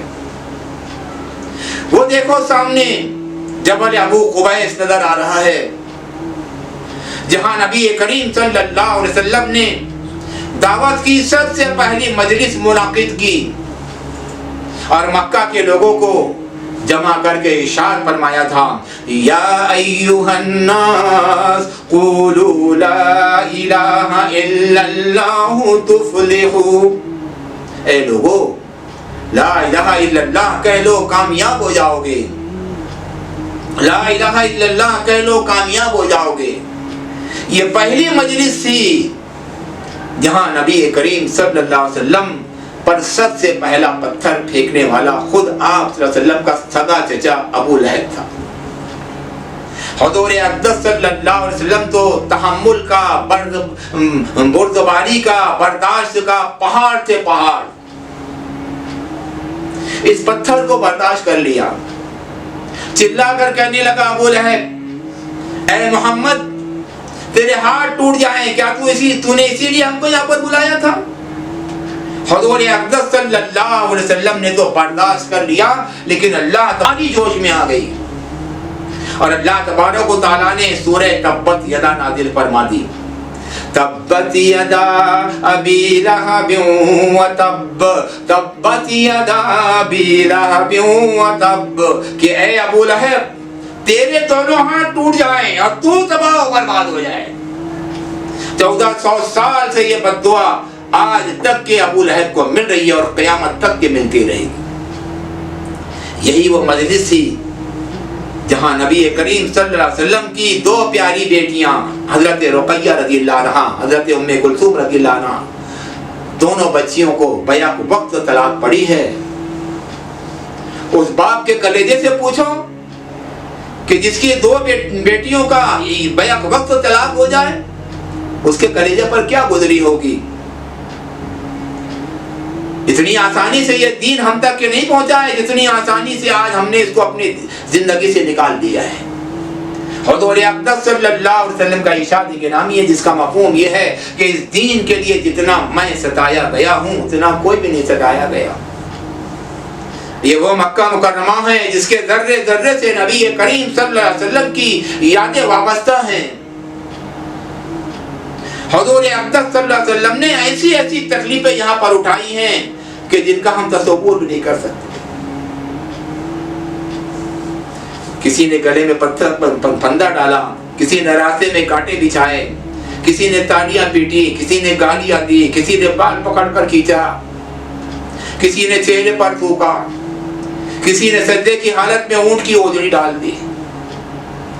ایسی ایسی تکلیفیں ہمارے آقا حضور اقدس صلی اللہ علیہ وسلم نے یہاں پر برداشت کی ہیں۔ جیسے ہی مکہ مکرمہ میں ہماری بس داخل ہو، اللہ پاک سے دعا مانگے، اللہ یہ مکہ مکرمہ ہے، امن والا شہر ہے، اللہ اس میں داخلے کی برکت سے دنیا میں بھی آخرت میں بھی تو میرے لیے ہمیشہ ہمیشہ کے لیے امن ہی امن لکھ دے۔ ہماری بس جا کر ٹور آپریٹر کے آفس میں یا ہمارے معلم کے آفس میں جا کر کھڑی ہوتی ہے، وہاں سے بھی ہم کو ایک بیلٹ ملے گا پلاسٹک کا، اس کے اوپر مکہ مکرمہ کا ہمارا پتہ لکھا ہوا ہوگا، ہمارا نام نمبر لکھا ہوا ہوگا، اس کو لے کر ہاتھوں میں پہن لے۔ ایک کارڈ ملے گا، اس کے اوپر بھی ہمارا نام اور پتہ وغیرہ لکھا ہوا رہے گا، اس کو گلے میں پہن لے۔ ہماری حضرت ماں بہنیں بھی پہن لے۔ اس کے بعد یہ بس ہم کو لے کر چلی ہماری بلڈنگ کے پاس جا کر کھڑی ہوتی ہے۔ اپنی نگرانی میں اپنے سامان کو نیچے اتروائیں گے اور پھر اپنے حضرت کی مدد سے لفٹ کے ذریعے سے اپنے کمرے میں پہنچیں گے، دوسری منزل پہ، تیسری منزل پر، چوتھی منزل پر، جہاں پر بھی ہمارا کمرہ ہو وہاں پر اپنا سامان لے جائیں گے، سامان کو قرینے سے لگا دیں گے۔ اس کے بعد اگر بھوک لگی ہے تو کھانا کھا لو، نیند لگی ہے تو آرام کر لو، اپنے آپ کو خوب اچھی طریقے سے تر و تازہ بنا لینا ہے تاکہ بشاشت کے ساتھ ہم عمرہ کے باقی کام کر لیں۔ اس کے لیے کھانا کھا لو، آرام کر لو، سو کر اٹھنے کے بعد ہم غسل کر لے، غسل وضو سے فارغ ہو لے، لیکن ہمارا یہ غسل بغیر بدن کو ملے ہوئے ہونا چاہیے، بغیر صابن لگائے ہوئے ہونا چاہیے۔ 3 مرتبہ سر پر پانی ڈال لو، 3 مرتبہ سیدھے کاندھے پر، 3 مرتبہ الٹے کاندھے پر، اور وضو بنا لو۔ اور اس کے بعد پھر ہم احرام کی دونوں چادریں پہن لیں گے اور ہماری حضرت ماں بہنیں جو ہے وہ رومال باندھ لیں گی۔ پوری طریقے سے تر و تازہ ہونے کے بعد ہم بلڈنگ سے نیچے آئیں۔ اگر عزیزیہ میں ہیں تو ہم کو بس کے ذریعے سے حرم شریف جانا ہے، اور اگر گرین کیٹیگری کے اندر ہیں تو 15-20 منٹ کا 25 منٹ کا راستہ پیدل کا ہے۔ اگر گرین میں ہے تو پیدل چل پڑو، اور اگر عزیزیہ میں قیام ہے تو وہاں سے بس کے ذریعے سے لبیک اللہم لبیک کا ترانہ ہماری زبان کے اوپر ہے۔ اس طریقے سے چند منٹ کے اندر ہم حرم شریف پہنچ جائیں گے الحمدللہ۔ حرم شریف کی دیواروں کے اوپر جیسے ہی نظر ہماری پڑے سب سے پہلے درود پاک ہماری زبان کے اوپر آنا چاہیے، اور اسی عادت ابھی سے ڈال لے کہ کسی بھی مسجد کے اوپر جب نظر پڑے تو سب سے پہلے ہم درود پاک پڑھیں۔ اللہم صلی علی سیدنا مولانا محمد وعلی آل سیدنا مولانا محمد وبارک وسلم۔ الحمدللہ حرم شریف کی دیوار کے قریب جا کر ہم کھڑے ہوئے۔ بہت سارے دروازے حرم شریف کے ہیں، باب صفا ہے، باب فہد ہے، باب عبدالعزیز ہے، اس طریقے سے بہت سارے دروازے ہیں۔ جس دروازے کے سامنے بھی ہم جا کے کھڑے ہوئے ہیں 5 سنتوں کے ساتھ ہم مسجد میں داخل ہوں گے۔ مسجد میں داخلے کی 5 سنتیں ہیں، خاص طور سے ہماری ماں بہنیں بیٹیاں اس سے لا علم ہوتی ہیں کیونکہ مسجدوں میں ان کا آنا جانا نہیں ہوتا، اس لیے دھیان رکھیں کہ سب سے پہلے ہم بسم اللہ پڑھیں۔ بسم اللہ الرحمن الرحیم، دوسری سنت ایک چھوٹا سا درود پاک پڑھ لے گئے، الصلاۃ والسلام علی رسول اللہ صلی اللہ علیہ وسلم۔ تیسری سنت سیدھا قدم اندر رکھیں۔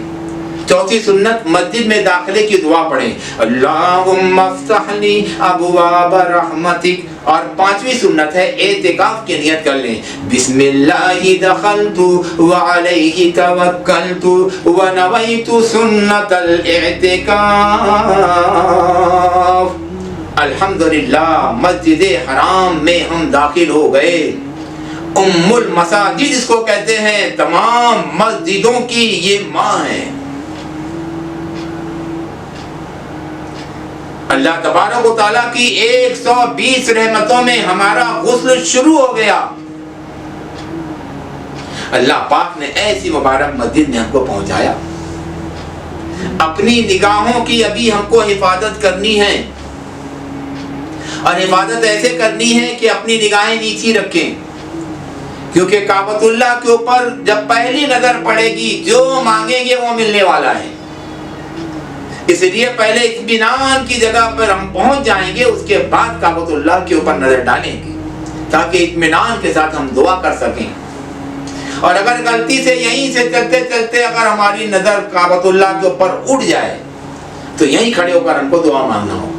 اس لیے ہم اس بات کا مشورہ دیتے ہیں کہ اپنی نگاہوں کو نیچے رکھ کر جو ہے درود پاک پڑھتے رہیں، اور لبیک پڑھتے رہے، آگے بڑھتے رہے، آگے بڑھتے رہے۔ کچھ دور چلنے کے بعد ہم کو 25-30 سیڑھیاں نظر آئیں گی۔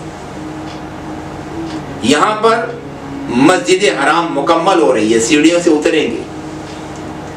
اب ایسا فرش ہم کو نظر آ رہا ہے جو سنگ مرمر کا ہے، ماربل کا ہے، اور اس کے اوپر چھت نہیں ہے، اس لیے اجالا نظر آ رہا ہے۔ یہ مطاف ہے۔ سیڑھیوں سے اترنے کے بعد دائیں یا بائیں ہو جائیں تاکہ آنے جانے والوں کو کوئی تکلیف نہ ہو۔ جب اطمینان کی جگہ پر ہم اپنی حجن کے ساتھ، اپنے گروپ کے ساتھ پہنچ گئے تو اب دھیرے دھیرے دھیرے دھیرے اپنی نگاہوں کو اوپر اٹھائیں۔ بیت اللہ اپنی پوری جلوہ سامانیوں کے ساتھ ہماری نگاہوں کے سامنے جگمگا رہا ہے۔ وہ بیت اللہ بچپن سے جس کی تصویریں دیکھتے ہم آئے، اس بیت اللہ کا عکس ہماری گناہگار آنکھوں میں بن رہا ہے۔ وہ بیت اللہ جو زمین سے آسمان تک نور کے سانچے میں ڈھلا ہوا ہے، ہمیں ہماری نگاہوں کے سامنے ہے۔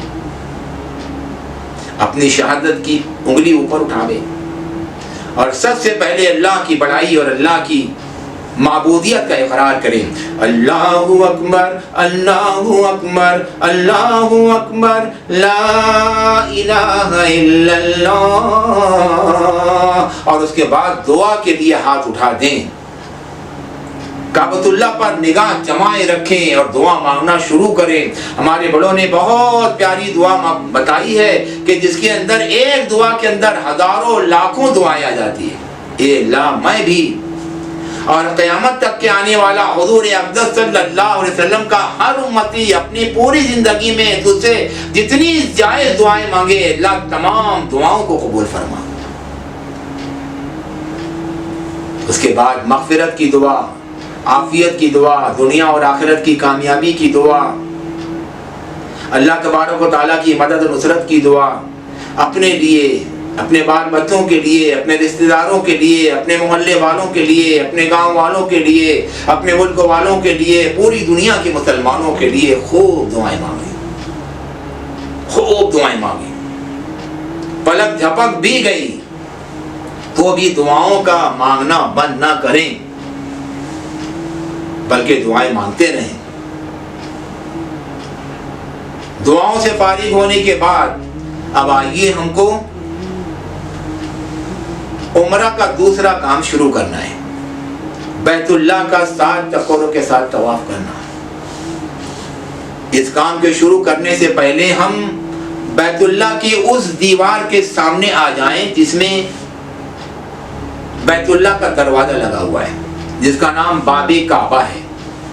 اس دیوار کے سامنے آ جائیں گے ہم کو یہ دروازہ نظر آئے گا کہ یہ اتنی اونچائی پر ہے کہ قریب جا کر اگر اپنا ہاتھ اونچا کریں گے تو دروازے کی چوکھٹ کے نیچے کے حصے میں ہمارا ہاتھ پہنچے گا، یعنی وہاں سے دروازہ شروع ہوا ہے۔ یہ پورا دروازہ سونے کا بنا ہوا ہے، اس کا نام ہے باب کعبہ۔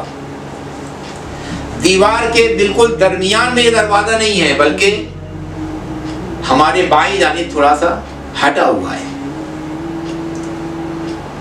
بائیں جانب کا جو کونا ہے اس دروازے سے قریب ہے، اور ہمارے سیدھے ہاتھ کی جانب کا جو کونا ہے وہ اس دروازے سے تھوڑا دور ہے۔ دروازے کے قریب والا جو کونا ہے جو ہمارے بائیں ہاتھ کی جانب ہے، اس کونے کا نام ہے رکن حجر اسود۔ اسی میں حجر اسود لگا ہوا ہے۔ اس کونے کا ایک نام رکن ہندی بھی ہے، کیونکہ اسی جانب ہندوستان کا ملک ہے۔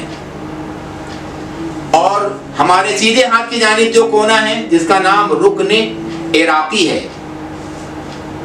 کیونکہ اسی جانب عراق کا ملک ہے۔ رکن عراقی کے پیچھے والا جو کونا ہے اس کا نام ہے رکن شامی، کیونکہ ادھر ملک شام ہے۔ اور رکن حجر اسود کے پیچھے والا جو کونا ہے اس کا نام ہے رکن یمانی، کیونکہ اس جانب ملک یمن ہے۔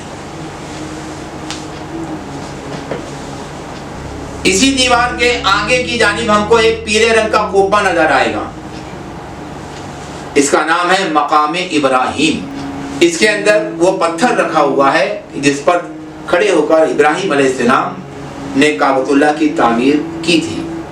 اللہ تبارک و تعالیٰ نے یہ معجزہ عطا فرمایا تھا کہ ابراہیم علیہ السلام کو اس تعمیر کے اندر پالک مارنے کی ضرورت نہیں پیش آتی تھی۔ اوپر کا پتھر لگانا ہوتا تھا تو یہ پتھر خود بخود اوپر اڑ جاتا تھا، نیچے کا پتھر لگانا ہوتا تھا تو یہ پتھر خود بخود نیچے ہو جاتا تھا، یہاں تک کہ اس پتھر پر ابراہیم علیہ السلام کے قدموں کے نشان بن گئے ہیں جو آج بھی موجود ہیں۔ مقام ابراہیم میں جا کر ہم دیکھیں تو وہ یہ نشان آپ کو نظر آئیں گے۔ اس طریقے سے تمام چیزوں کا مشاہدہ کرنے کے بعد اب ہم کو چلنا ہے رکن حجر اسود کے سامنے۔ اگر بائیں جانب سے راستہ آسانی کے ساتھ جا سکتے تو چلیں جائیں، ورنہ طواف کرنے والے کے ساتھ طواف کرنے والوں کے ساتھ جو ہے وہ لبیک پکارتے ہوئے ہم چلتے رہیں۔ حجر اسود کے کونے کے سامنے جا کر ہم کھڑے ہو جائیں گے اس طریقے سے کہ حجر اسود ہمارے سیدھے کاندھے کے بالکل سیدھ میں آ جائے۔ اب یہاں پر پہنچ کر ہم کو 3 کام کرنا ہے۔ سب سے پہلا کام، ہماری لبیک بند ہو جائے گی۔ حاضر ہو گئے اس لیے لبیک ہماری بند۔ دوسرا کام صرف مردوں کے لیے ہے، عورتوں کے لیے نہیں ہے، صرف مردوں کے لیے دوسرا کام، اس کو کہتے ہیں اجتباء کا عمل، یعنی اوپر کی جو چادر ہم نے اوڑھ رکھی ہے اس کو سیدھی بغل کے نیچے سے نکال کر الٹے کاندھے پر اس طریقے سے ڈال لیں کہ ہمارا سیدھا موڑا اور سیدھا ہاتھ کھل جائے۔ اس عمل کو کہتے ہیں اجتباء کا عمل۔ تیسرا کام یہ دونوں کے لیے ہے، مردوں کے لیے بھی عورتوں کے لیے بھی، وہ ہے طواف کی نیت۔ اگر عربی میں یاد ہے تو عربی میں کر لیں، اللہم انی اريد الطواف لبيتك الحرام 7 أشواط فيسره لي وتقبله مني۔ اگر عربی میں نہیں یاد ہے کوئی بات نہیں، اردو میں بھی نیت کر سکتے ہیں۔ نیت کرتا ہوں میں طواف کی بیت اللہ کے ساتھ چکروں کے ساتھ، اے اللہ تو اس کو میرے لیے آسان فرما اور میری جانب سے اسے قبول فرما۔ ہماری ماں بہنیں بھی کہیں گی، نیت کرتی ہوں میں طواف کی بیت اللہ کے ساتھ چکروں کے ساتھ، اے اللہ تو اس کو میرے لیے آسان فرما اور میری جانب سے اسے قبول فرما۔ اس کے بعد تھوڑا سا دائیں جانب سیدھے جانب ایسے ہم سرک جائیں گے کہ حجر اسود ہمارے سینے کے بالکل سامنے آ جائے۔ حجر اسود پر ہاتھ رکھ کر اس کو بوسہ دینا اور دور سے ہاتھ پھیلا کر اس کا استعلام کرنا، یہ دونوں عمل فضیلت میں برابر ہیں، کوئی بھی اس کے اندر کمی زیادتی نہیں، چاہے بوسہ دے رہے ہیں چاہے استعلام کر رہے ہیں، یہ عمل اللہ تبارک و تعالیٰ سے مصافحہ لینے کے برابر ہے۔ اور ابھی ہم کو کعبۃ اللہ کے قریب، حجر اسود کے قریب جانا بھی نہیں ہے۔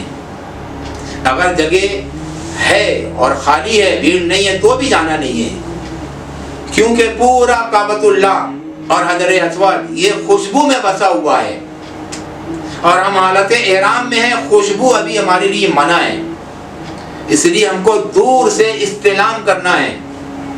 اور استلام کس کو کہتے ہیں؟ اپنی ہتھیلیوں کو حجر اسود کی جانب پھیلا دے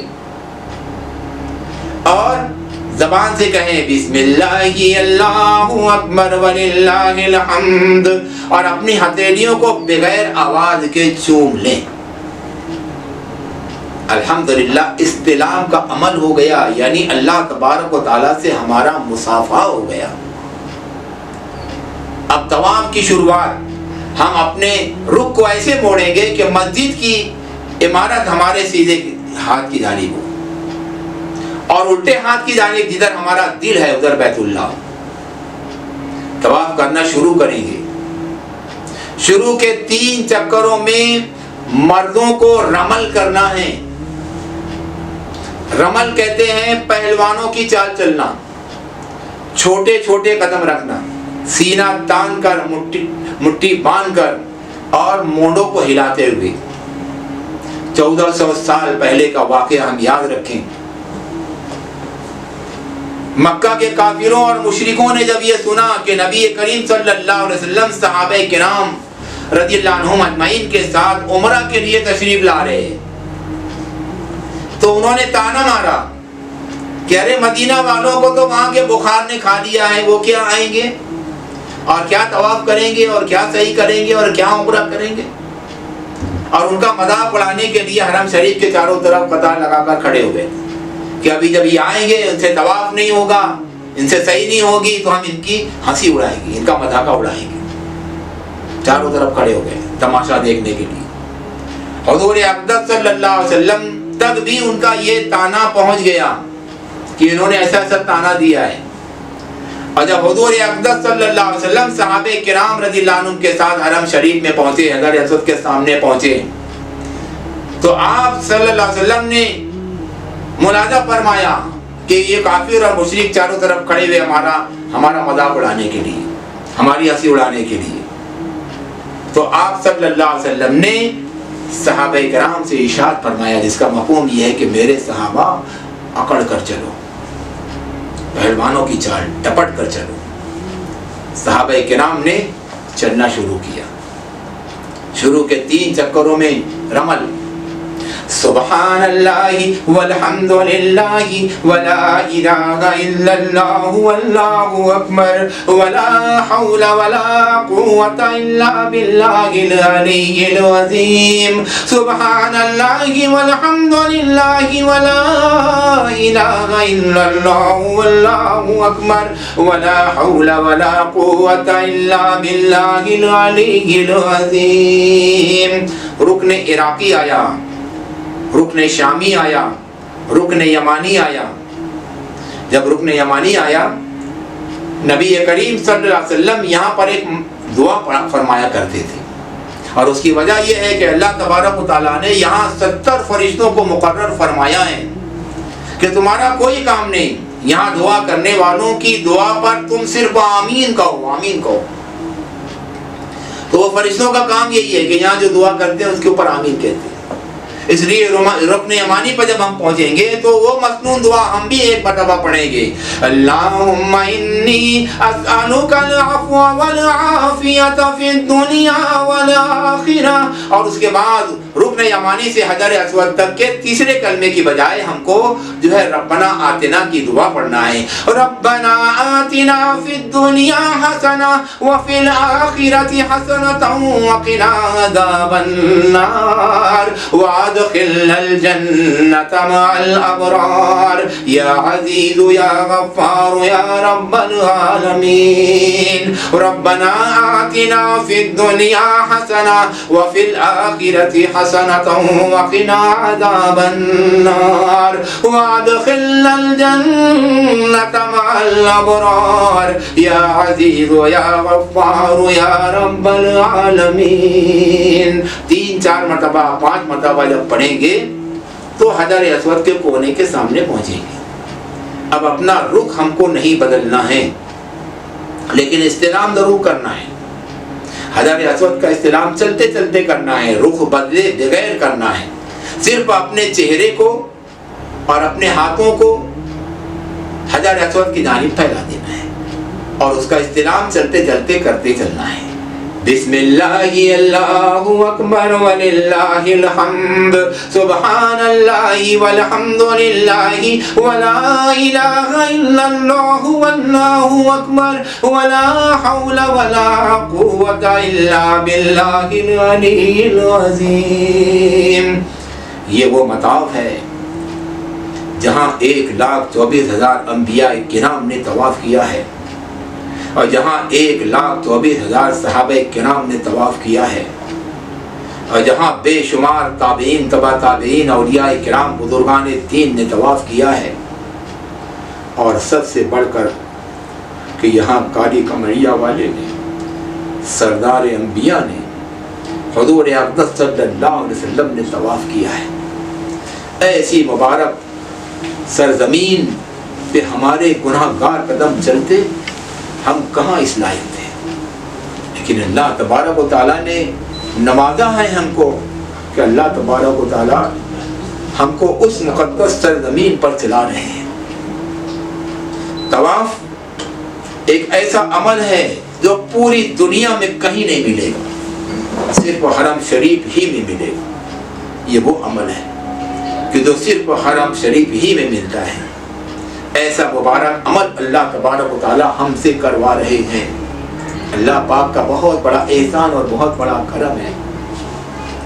رکن عراقی سے لے کر رکن شامی تک آدھے دائرے کی شکل میں ایک دیوار اور 2-2.5 فٹ چوڑی بنی ہوئی ہے، اس کو کہتے ہیں حتیم۔ یہ حتیم کعبۃ اللہ کی حد کو ظاہر کرتی ہے۔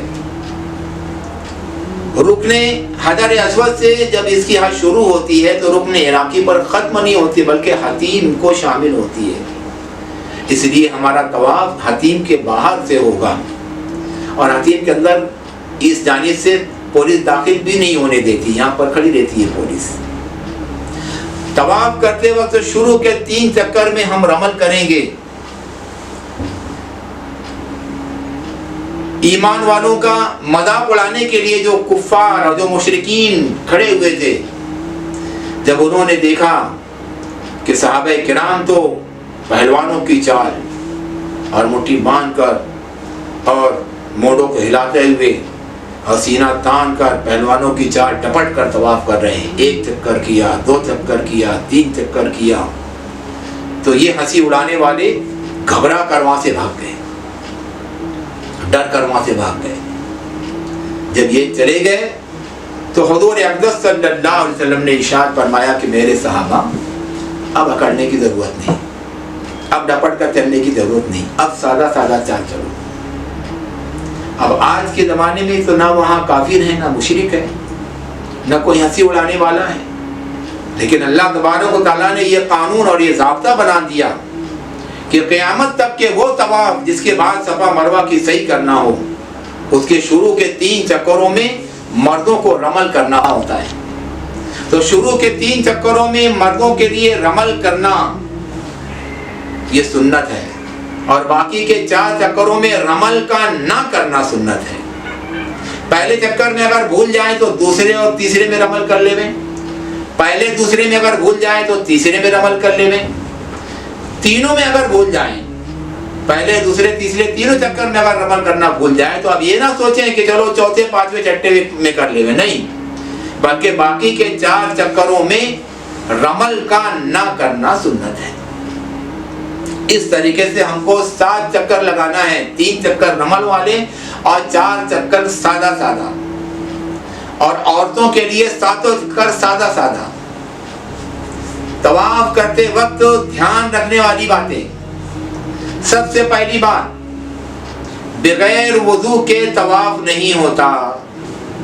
جیسے نماز کے لیے باوضو ہونا شرط ہے، ویسے طواف کے لیے بھی باوضو ہونا شرط ہے، اس کے بغیر طواف نہیں ہوگا۔ اگر طواف کرتے کرتے ہمارا وضو ٹوٹ گیا تو آدھے سے زیادہ طواف اگر ہو گیا ہے، 3.5 چکر سے زیادہ اگر طواف ہو گیا ہے، تو کہاں وضو ٹوٹا ہے وہ جگہ دھیان میں رکھے، باہر جا کر وضو بنا کر آئیں اور وہاں سے باقی کے چکر پورے کر لیں۔ اور اگر ایک ہی چکر میں، 2 ہی چکر میں اگر ہمارا وضو ٹوٹ گیا تو بہتر یہ ہے کہ اب وضو بنا کر آ کر پھر سے 7 چکر لگا لیں۔ تو ایک بات تو یہ کہ باوضو طواف کرنا شرط ہے۔ دوسری بات یہ، طواف کرتے وقت خاموشی کے ساتھ طواف نہ کریں، دنیا کی باتیں نہ کریں، اللہ کا ذکر کرتے ہوئے، تیسرا کلمہ پڑھتے ہوئے، درود پاک پڑھتے ہوئے، یہ پورا مطاف یہ دعا کی قبولیت کا مقام ہے۔ 15 مقامات ہم کو ایسے ملتے ہیں کہ جہاں دعا گارنٹی کے ساتھ قبول ہوتی ہے، اس میں سے ایک مقام یہ مطاف بھی ہے۔ اس لیے تیسرا کلمہ بھی پڑھنا ہے، درود پاک بھی پڑھنا ہے، دعائیں بھی مانگنا ہے، عربی میں یاد ہو عربی میں مانگو، اردو میں یاد ہے اردو میں مانگو، اپنے لیے پوری امت کے لیے دعائیں بھی خوب مانگنا ہے۔ رکن یمانی پر جب پہنچے تو رکن یمانی تک کے کثرت کے ساتھ تیسرا کلمہ دعا وغیرہ پڑھتے رہیں۔ رکن یمانی پر اس کی دعا پڑھے، وہاں سے ربنا آتنا کی دعا پڑھتے ہوئے ہم کو حجر اسود تک پہنچنا ہے۔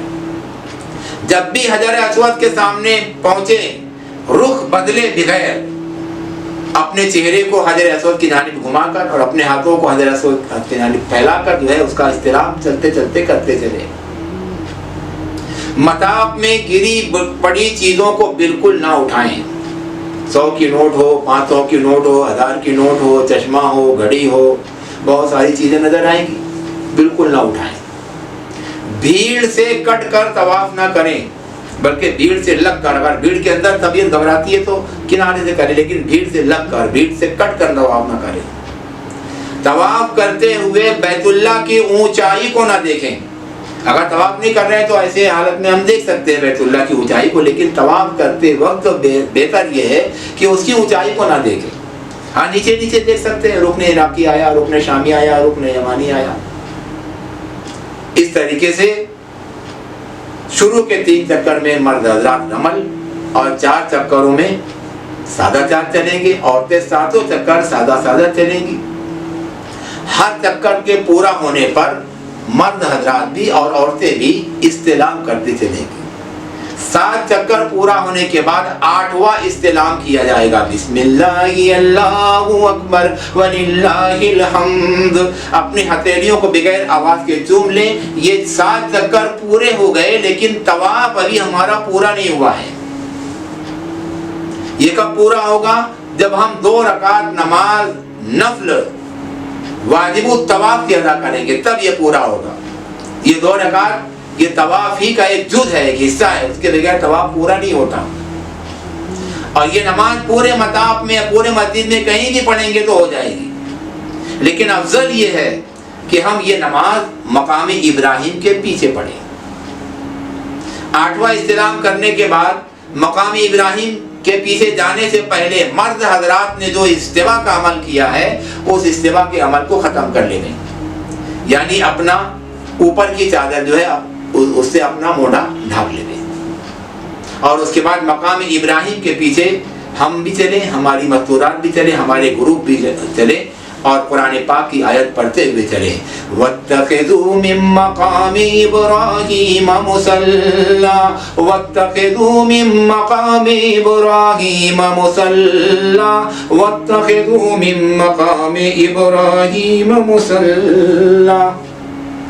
پڑھتے ہوئے ہم مقام ابراہیم کے پیچھے، اگر یہاں جگہ نہیں ہے تو اور پیچھے ہو جاؤ، اور پیچھے ہو جاؤ، اور پیچھے ہو جاؤ، اور پیچھے ہو جاؤ، مسجد میں چلے جاؤ، کوئی بات نہیں، ایسی جگہ پر کھڑے ہو جائیں کہ مقام ابراہیم بھی ہمارے سامنے ہو اور کعبۃ اللہ بھی ہمارے سامنے ہو۔ نیت کرتا ہوں میں 2 رکعت نماز نفل واجب الطواف کی، واسطے اللہ کے، روبرو کعبۃ اللہ کی، اللہ اکبر۔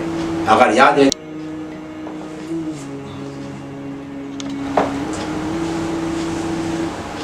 نیت کرتا ہوں میں 2 رکعت نماز نفل واجب الطواف کی، واسطے اللہ کے، روبرو کعبۃ اللہ کے، اللہ اکبر۔ اگر یاد ہے تو پہلی رکعت میں قل یا ایھا الکافرون، دوسری رکعت میں قل هو اللہ احد پڑھ لیں، اور اگر یاد نہیں ہے تو جو بھی سورہ یاد ہے ہم پڑھ لیں۔ سلام پھیرنے کے بعد الحمدللہ، اللہ کا بہت بڑا احسان ہے، بہت بڑا کرم ہے کہ اللہ تبارک و تعالیٰ نے عمرہ کا دوسرا کام جو فرض تھا، یعنی بیت اللہ کا 7 چکروں کے ساتھ طواف کرنا، اللہ پاک نے وہ بھی ہم سے ادا کروا لیا۔ اللہ پاک کا بہت بڑا احسان ہے۔ خوب اچھی طریقے سے یہاں پر ہم دعا مانگیں۔ 15 مقامات میں سے ایک مقام یہ بھی ہے، مقام ابراہیم کے پیچھے بھی جو دعا مانگی جاتی ہے وہ گارنٹی کے ساتھ قبول ہوتی ہے۔ اس لیے دعا مانگنے میں ہم بالکل بھی بخیلی نہ کریں۔ خاص طور پر یہ ذرا یاد رکھیں کہ ہمارا یہ سفر، چاہے عمرہ کا سفر ہو، چاہے حج کا سفر ہو، یہ ایک تو صبر والا سفر ہے، دوسرے دعاؤں والا سفر ہے۔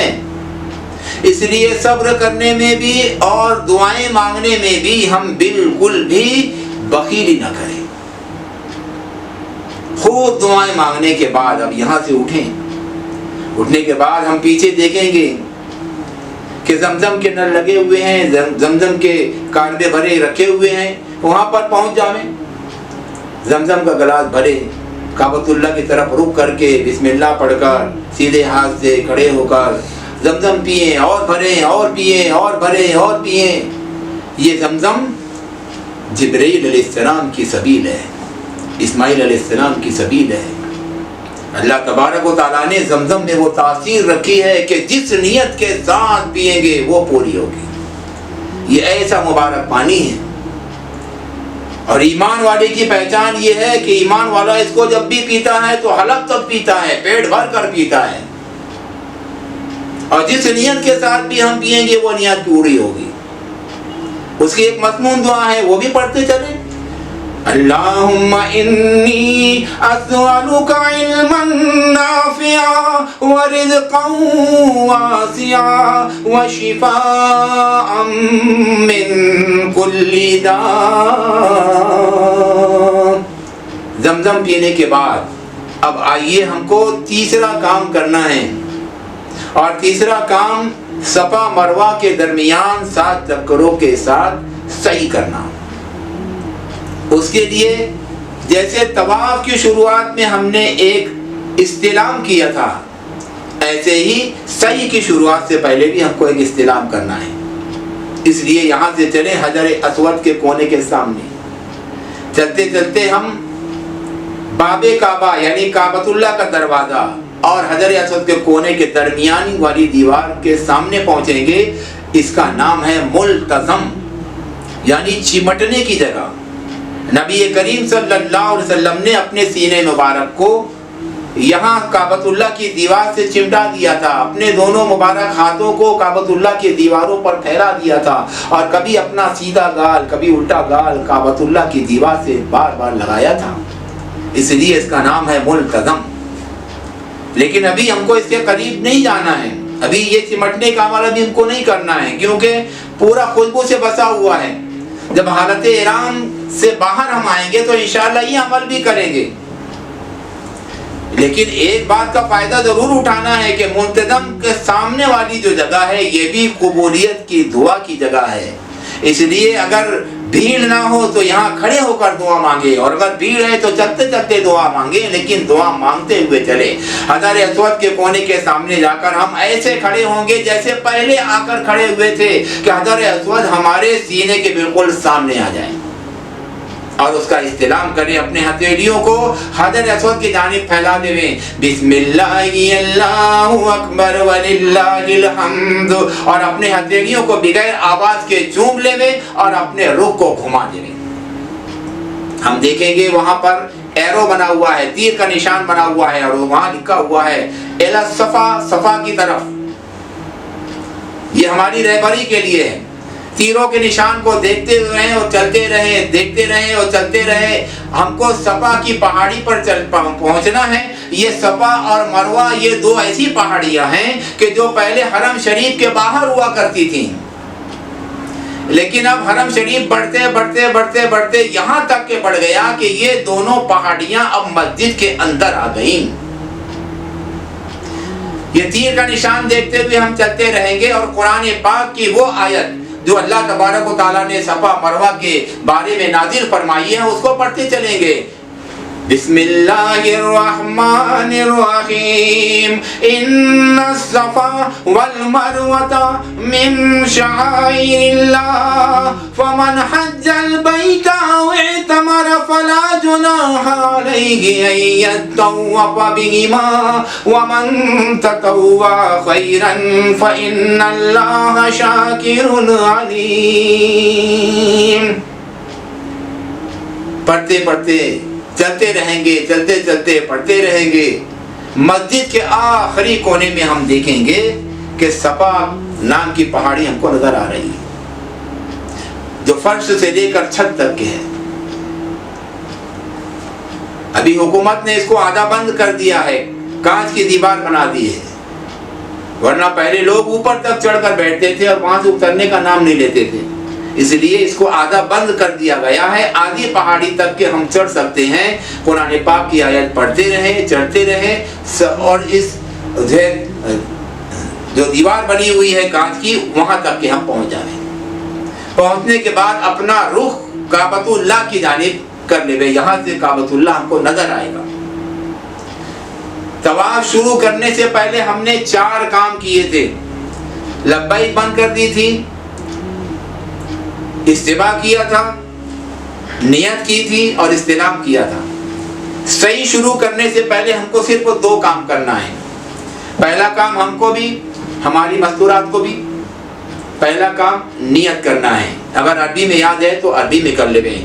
اللہم انی ارید السعی بین الصفا والمروۃ 7 اشواط فیسرہ لی وتقبلہ منی۔ عربی میں نہیں یاد ہے تو کوئی بات نہیں، اردو میں کر لیں۔ نیت کرتا ہوں میں سعی کی صفا مروہ کے درمیان 7 چکروں کے ساتھ، اے اللہ تو اس کو میرے لیے آسان فرما اور میری جانب سے اسے قبول فرما۔ یہ ایک کام ہو گیا۔ دوسرے کام کے لیے اپنے ہاتھوں کو اٹھا لیں، دعا مانگنا ہے۔ کم سے کم 10-15 منٹ تک کے ہم کو دعا مانگنا ہے۔ 15 مقامات میں سے ایک مقام یہ بھی ہے جہاں دعا گارنٹی کے ساتھ قبول ہوتی ہے۔ ہاتھ اٹھا کر 10 منٹ، 12 منٹ، 15 منٹ، 20 منٹ تک کے دعا مانگنا ہے۔ یہ دونوں کام کرنے کے بعد اب صفا کی جانب، ہم صفا کے اوپر ہم کھڑے ہوئے ہیں، مروہ کی جانب اپنا رخ کر لیں۔ ہم دیکھیں گے کہ ہمارے سیدھے ہاتھ کی جانب سے لوگ جا رہے ہیں اور الٹے ہاتھ کی جانب سے لوگ آ رہے ہیں۔ درمیان میں ڈیوائیڈر بنا ہوا ہے، ڈیوائیڈر میں معذور لوگ ویل چیئر کے اوپر جا رہے ہیں، آ رہے ہیں، جا رہے ہیں، آ رہے ہیں۔ ہم کو سیدھے ہاتھ کی جانب سے چلنا ہے، مروہ کی جانب چلنا ہے۔ طواف کرتے وقت ہم نے تیسری کلمہ کثرت سے پڑھا تھا، اب یہاں پر ہم کو چوتھا کلمہ کثرت کے ساتھ پڑھنا ہے۔ لا الہ الا اللہ وحدہ لا شریک لہ، لہ الملک ولہ الحمد یحیی ویمیت بیدہ الخیر وہو علی کل شیء قدیر۔ ہم بھی، ہماری حجن بھی، ہمارے گروپ والے بھی چوتھا کلمہ پڑھتے ہوئے آگے چلیں گے، آگے چلیں گے، آگے چلیں گے۔ تھوڑی دور چلنے کے بعد ہم دیکھیں گے کہ چھت میں ایک لمبی ہری رنگ کی جو ہے لائٹ لگی ہوئی ہے۔ جہاں سے یہ شروع ہوئی ہے وہ پہلی نشانی ہے، اور جہاں یہ ہری لائٹ جا کر ختم ہوئی ہے وہ دوسری نشانی ہے۔ ان دونوں نشانیوں کو عربی میں کہتے ہیں میلین، یعنی ہرے رنگ کی 2 نشانیاں، میلین اخضرین۔ میلین یعنی 2 نشانیاں، اخضرین یعنی ہرے رنگ کی۔ ان دونوں نشانیوں کے درمیان میں ہم کو چوتھے کلمے کی بجائے ایک مصنون دعا پڑھنی ہے۔ رب اغفر ورحم واعف وتکرم وتجاوز عما تعلم انک تعلم ما لا نعلم انک انت الاعز الاکرم۔ 4-5 مرتبہ پڑھیں گے، 6 مرتبہ پڑھیں گے جب دوسری نشانی تک پہنچیں گے۔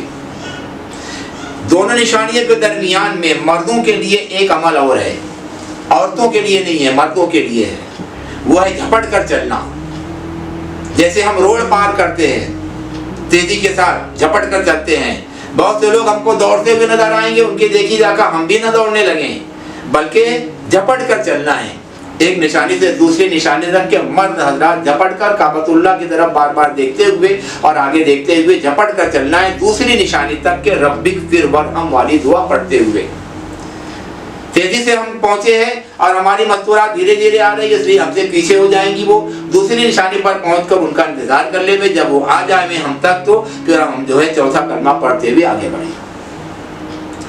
کچھ دور چلنے کے بعد جیسے ہم کو صفا کی پہاڑی نظر آئی تھی ایسے مروہ کی پہاڑی نظر نہیں آئے گی، لیکن جس ٹائل کے اوپر ہم چل رہے ہیں جب اس کے اوپر چڑھتی شروع ہوئی تو سمجھ لو کہ مروہ شروع ہو گیا، مروہ شروع ہو گیا۔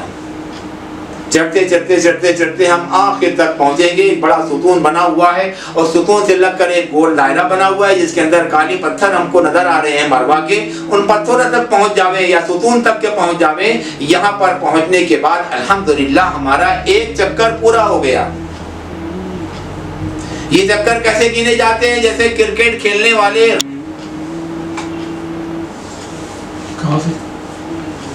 صفا مروہ کے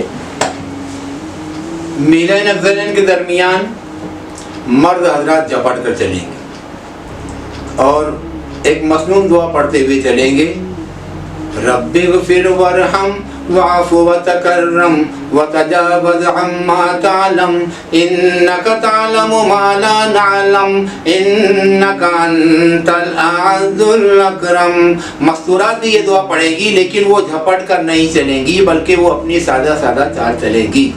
دوسری نشانی تک پہنچنے کے بعد مستورات کا انتظار کریں گے، جب ہم تک آ جائیں تو وہاں سے چوتھا کلمہ پڑھتے ہوئے ہم مروہ پر پہنچیں گے جو کافی دور کے بعد ہم کو نظر آئے گا۔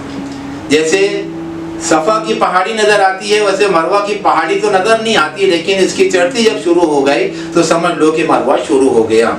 اس کے ستون تک یا ایک گول دائرے کے اندر اس کے کالے پتھر نظر آتے ہیں، وہاں تک ہم پہنچ جانے کے بعد اب یہاں سے کعبۃ اللہ تو نظر نہیں آئے گا لیکن انداز سے اس جانب ہم رک کر کے کھڑے ہو جائیں اور ہاتھ اٹھا کر ہم دعا مانگیں 10-15 منٹ تک۔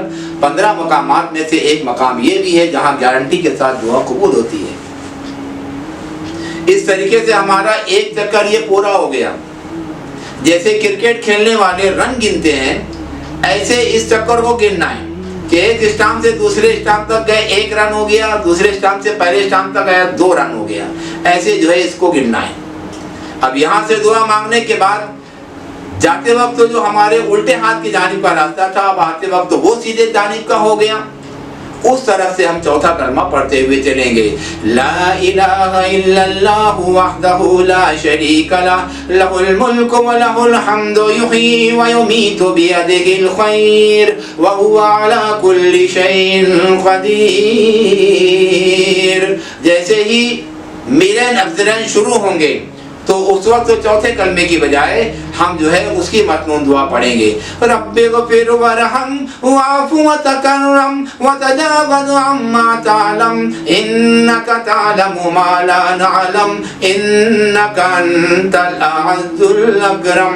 مرد حضرات میلین افضلین کے درمیان میں جھپٹ کر چلیں گے، دوسری نشانے تک پہنچنے کے بعد اپنی حدت کے ساتھ چوتھا کلمہ پڑھتے ہوئے صفا پر پہنچیں گے۔ یہ ہمارا دوسرا چکر پورا ہو گیا۔ اس طریقے سے ہم کو 7 چکر کی سعی کرنا ہے۔ جب بھی صفا پر پہنچیں گے، جب بھی مروہ پر پہنچیں گے، کعبۃ اللہ کی جانب رک کر کے ہم ہاتھ اٹھا کر 10-15 منٹ تک کے دعا کریں گے۔ صفا سے مروہ جا رہے ہوں یا مروہ سے صفا آ رہے ہوں، ہم کو چوتھا کلمہ کثرت کے ساتھ پڑھنا ہے۔ درود پاک بھی پڑھو، عربی میں اردو میں دعائیں بھی مانگتے چلو، کیونکہ پورا مسح یعنی صحیح کرنے کی جو جگہ جو ہے یہ قبولیت دعا کی جگہ ہے۔ صفا سے مروہ جا رہے ہوں یا مروہ سے صفا جا رہے ہوں، میلین افضلین کے درمیان میں اس کی دعا یعنی رب اغفر ورحم والی دعا پڑھتے چلیں گے۔ صفا سے مروہ جا رہے ہوں یا مروہ سے صفا آ رہے ہوں، میلین افضلین کے درمیان میں مرد حضرات جھپٹ کر چلیں گے۔ اس طریقے سے 7واں چکر ہمارا مروہ پر پورا ہوگا۔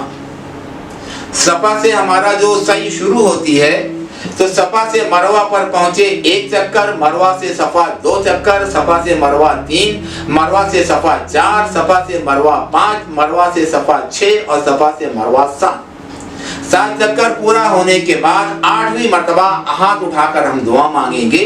الحمدللہ دعا مانگنے کے بعد ہماری حجن کا، ہمارے گروپ کا، عمرہ کا تیسرا کام جو واجب تھا اللہ تبارک و تعالیٰ نے وہ بھی ہم سے ادا کروا لیا. اللہ پاک کا بہت بڑا احسان ہے، بہت بڑا کرم ہے. اب چوتھا کام کرنے کے لیے ہم کو مسجد کے باہر جانا ہے. مسجد سے باہر جس وقت ہم نکلیں گے، اگر باب فہد سے یا باب عبدالعزیز سے ہم باہر نکل رہے ہیں تو سامنے ہی ہم کو ایک بہت اونچی عمارت نظر آئے گی جس کا نام مکہ ٹاور ہے. اوپر جو ہے گھڑی بنی ہوئی ہے بہت بڑی، اور ایک دم اوپر جو ہے وہ ایک چاند بنا ہوا ہے پیلے رنگ کا. یہ مکہ ٹاور ہے. یہاں پر پہنچنے کے بعد حجن لوگوں کو ایک طرف مستورات کو بٹھا دینے، مناسب جگہ دیکھ کر، اور ان کو کہیں کہ ہم اپنا حلق کراتے ہیں. ان کو بٹھا دے. اگر مناسب ہے وہاں جگہ، اگر پردے کا اہتمام ہے تو وہ وہیں پر اپنا قصر کر سکتی ہیں. بیگ میں سے چھوٹی کینچی نکال کر اور اپنی چوٹی کا سرا ایک پور کے برابر وہ قطر سکتی ہیں. لیکن بہتر یہ ہے کہ گھر جا کر قطرے. ان کو ایک جانب بٹھا دے. ہم مکہ ٹاور کے اندر جائیں گے، وہاں کے ایجنٹ لوگ گھومتے رہتے ہیں، حالت احرام میں ہم کو دیکھیں گے تو خود وہ ہمارے پاس آئیں گے، حاجی صاحب حلق. ان کو ہاں بول لے کہ ہاں حلق کروانا ہے. کتنا لوگ ہے؟ 10 ریال، 12 ریال، 5 ریال، جو بھی وہ بولیں گے ان کے ساتھ چلے جاوے. مکہ ٹاور کے نیچے کے حصے میں 150 سے زیادہ حجاموں کی دکانیں ہیں. ہمارا ایجنٹ جو ہم کو لے کر جائے گا، جو بھی وہ پیسہ بولے اس کو ہم دے دیں. صرف اتنی گزارش کرے کہ ہمارا رخ کعبۃ اللہ کی طرف کر دے اور سیدھے جانے سے ہمارا حلق کروانا شروع کر دے. وہ گھومنے والی کرسی ہوتی ہے، ہمارا رخ کعبۃ اللہ کی طرف کر دیتا ہے اور سیدھی طرف سے بنانا شروع کرتا ہے. 2 منٹ کے اندر ہمارا حلق ہو گیا. عمرہ کا چوتھا کام جو واجب تھا وہ بھی ہم سے ادا ہو گیا. یہاں سے ہم نکلیں گے اپنے حجن لوگوں کو ساتھ میں لے کر اپنی بلڈنگ کے اوپر جائیں گے. اگر عزیزیہ کے اندر ہے تو بس کے ذریعے سے، اور اگر گرین کے اندر ہے تو پیدل.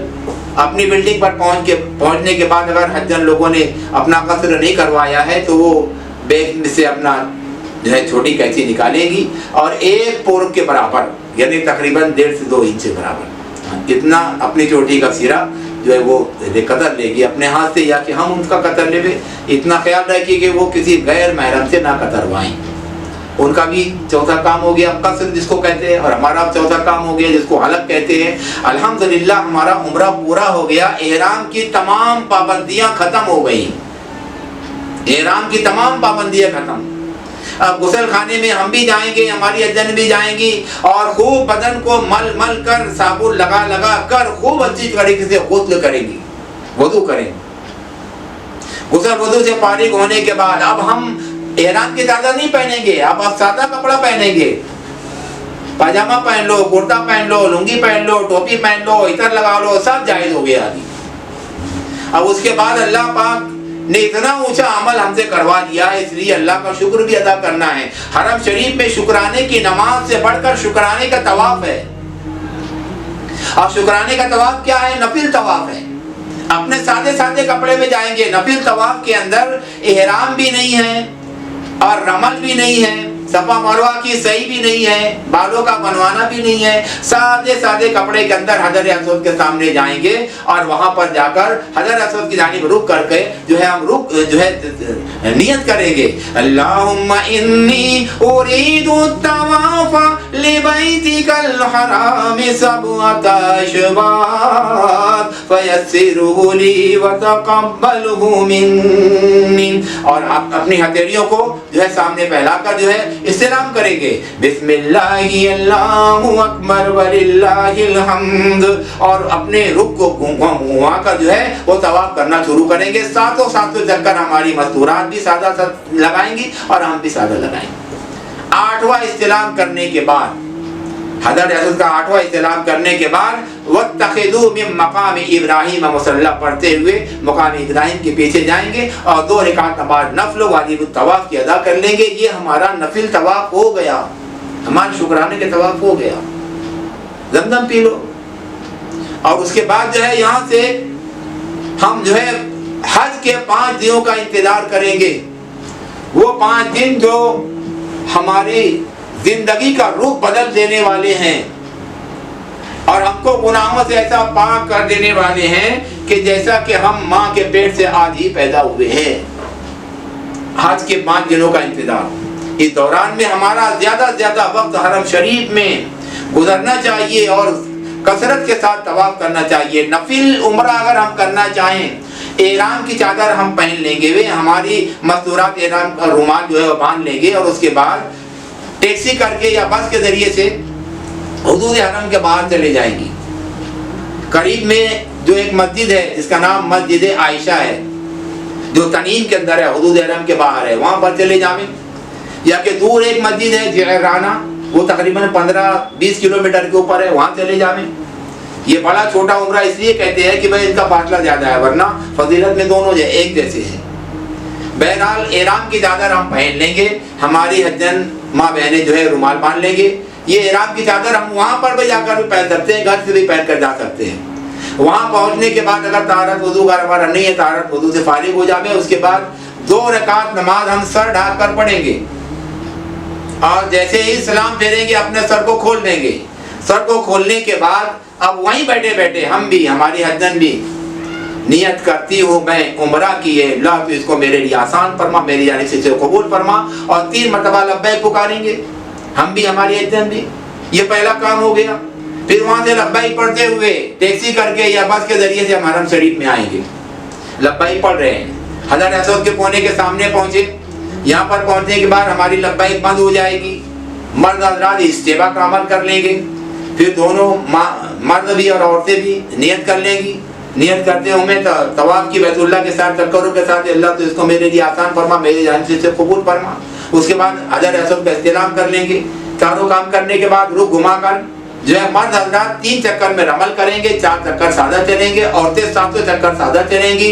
ہر چکر پر حجر اسود کا استلام کریں گے۔ استلام کرنے کے بعد 8واں استلام کرنے کے بعد وَاتَّخِذُوا مِن مَقَامِ إِبْرَاهِيمَ مُصَلًّى پڑھتے ہوئے مقام ابراہیم کے پیچھے جائیں گے، اور وہاں پر 2 رکعت نماز واجب الطواف کی نفل ادا کریں گے، اور وہاں سے اٹھنے کے بعد زمزم پیئیں گے۔ پھر 9واں استلام کرنے کے بعد صفا پر پہنچیں گے، صفا مروہ کی صحیح ساتھ چکروں کے ساتھ کریں گے۔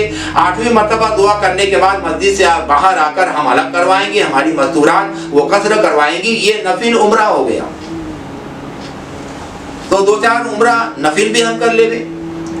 اتنا خیال رہے کہ عمرہ ہو چاہے طواف ہو، نفل عمرہ ہو چاہے نفل طواف ہو، یہ مرحومین کی جانب سے ہم کر سکتے ہیں۔ ان کا نام لے کر نیت کرتا ہوں میں عمرہ کی، اللہ میرے لیے آسان فرما، میرے مرحوم دادا کی جانب سے قبول فرما۔ نیت کرتی ہوں میں طواف کی، اللہ میرے لیے آسان فرما، میری مرحوم نانی کی جانب سے قبول فرما۔ اس طریقے سے ان کا نام لے کر ہم کر سکتے ہیں، لیکن زندوں کی جانب سے ان کا نام لے کر ہم نہیں کر سکتے۔ اگر طواف کرنا ہے یا کہ عمرہ کرنا ہے، زندوں کی جانب سے کرنا ہے، تو میرے لیے آسان فرما، میری جانب سے قبول فرما، ایسے بولے، اور وہ عمل پورا ہونے کے بعد پھر جو ہے اس کا ثواب ہم زندوں کو بھی پہنچا دیں گے۔ اس طریقے سے ہمارے یہ چمکتے ہوئے جگمگاتے ہوئے شب و روز مکہ مکرمہ میں گزر رہے ہیں، اور 7 ذی الحجہ سے 8 ذی الحجہ سے ان کا انتظار ہے، اور ہمارے زیادہ سے زیادہ وقت حرم شریف میں گزر رہا ہے۔ کبھی طواف کر رہے ہیں، کبھی نماز پڑھ رہے ہیں، کبھی تلاوت کر رہے ہیں، کبھی کعبۃ اللہ کو دیکھ رہے ہیں، اور 120 اللہ تبارک و تعالیٰ کی 120 رحمتوں میں روزانہ ہمارا غسل ہو رہا ہے۔ اللہ تبارک و تعالیٰ نے ایسا خوش نصیب ہم کو بنایا ہے۔ اللہ پاک ہمارے اس سفر کو ہمارے لیے آسان فرماوے، ہمارے جانب سے قبول فرماوے، ہمارے عمرہ کو اور عمرہ کے چاروں کام کو ہمارے لیے آسان فرماوے، ہماری جانب سے قبول فرماوے، اور ہماری اور پوری امت کی مغفرت کا ذریعہ فرماوے۔ آمین۔ وآخر دعوانا ان الحمد للہ رب العالمین۔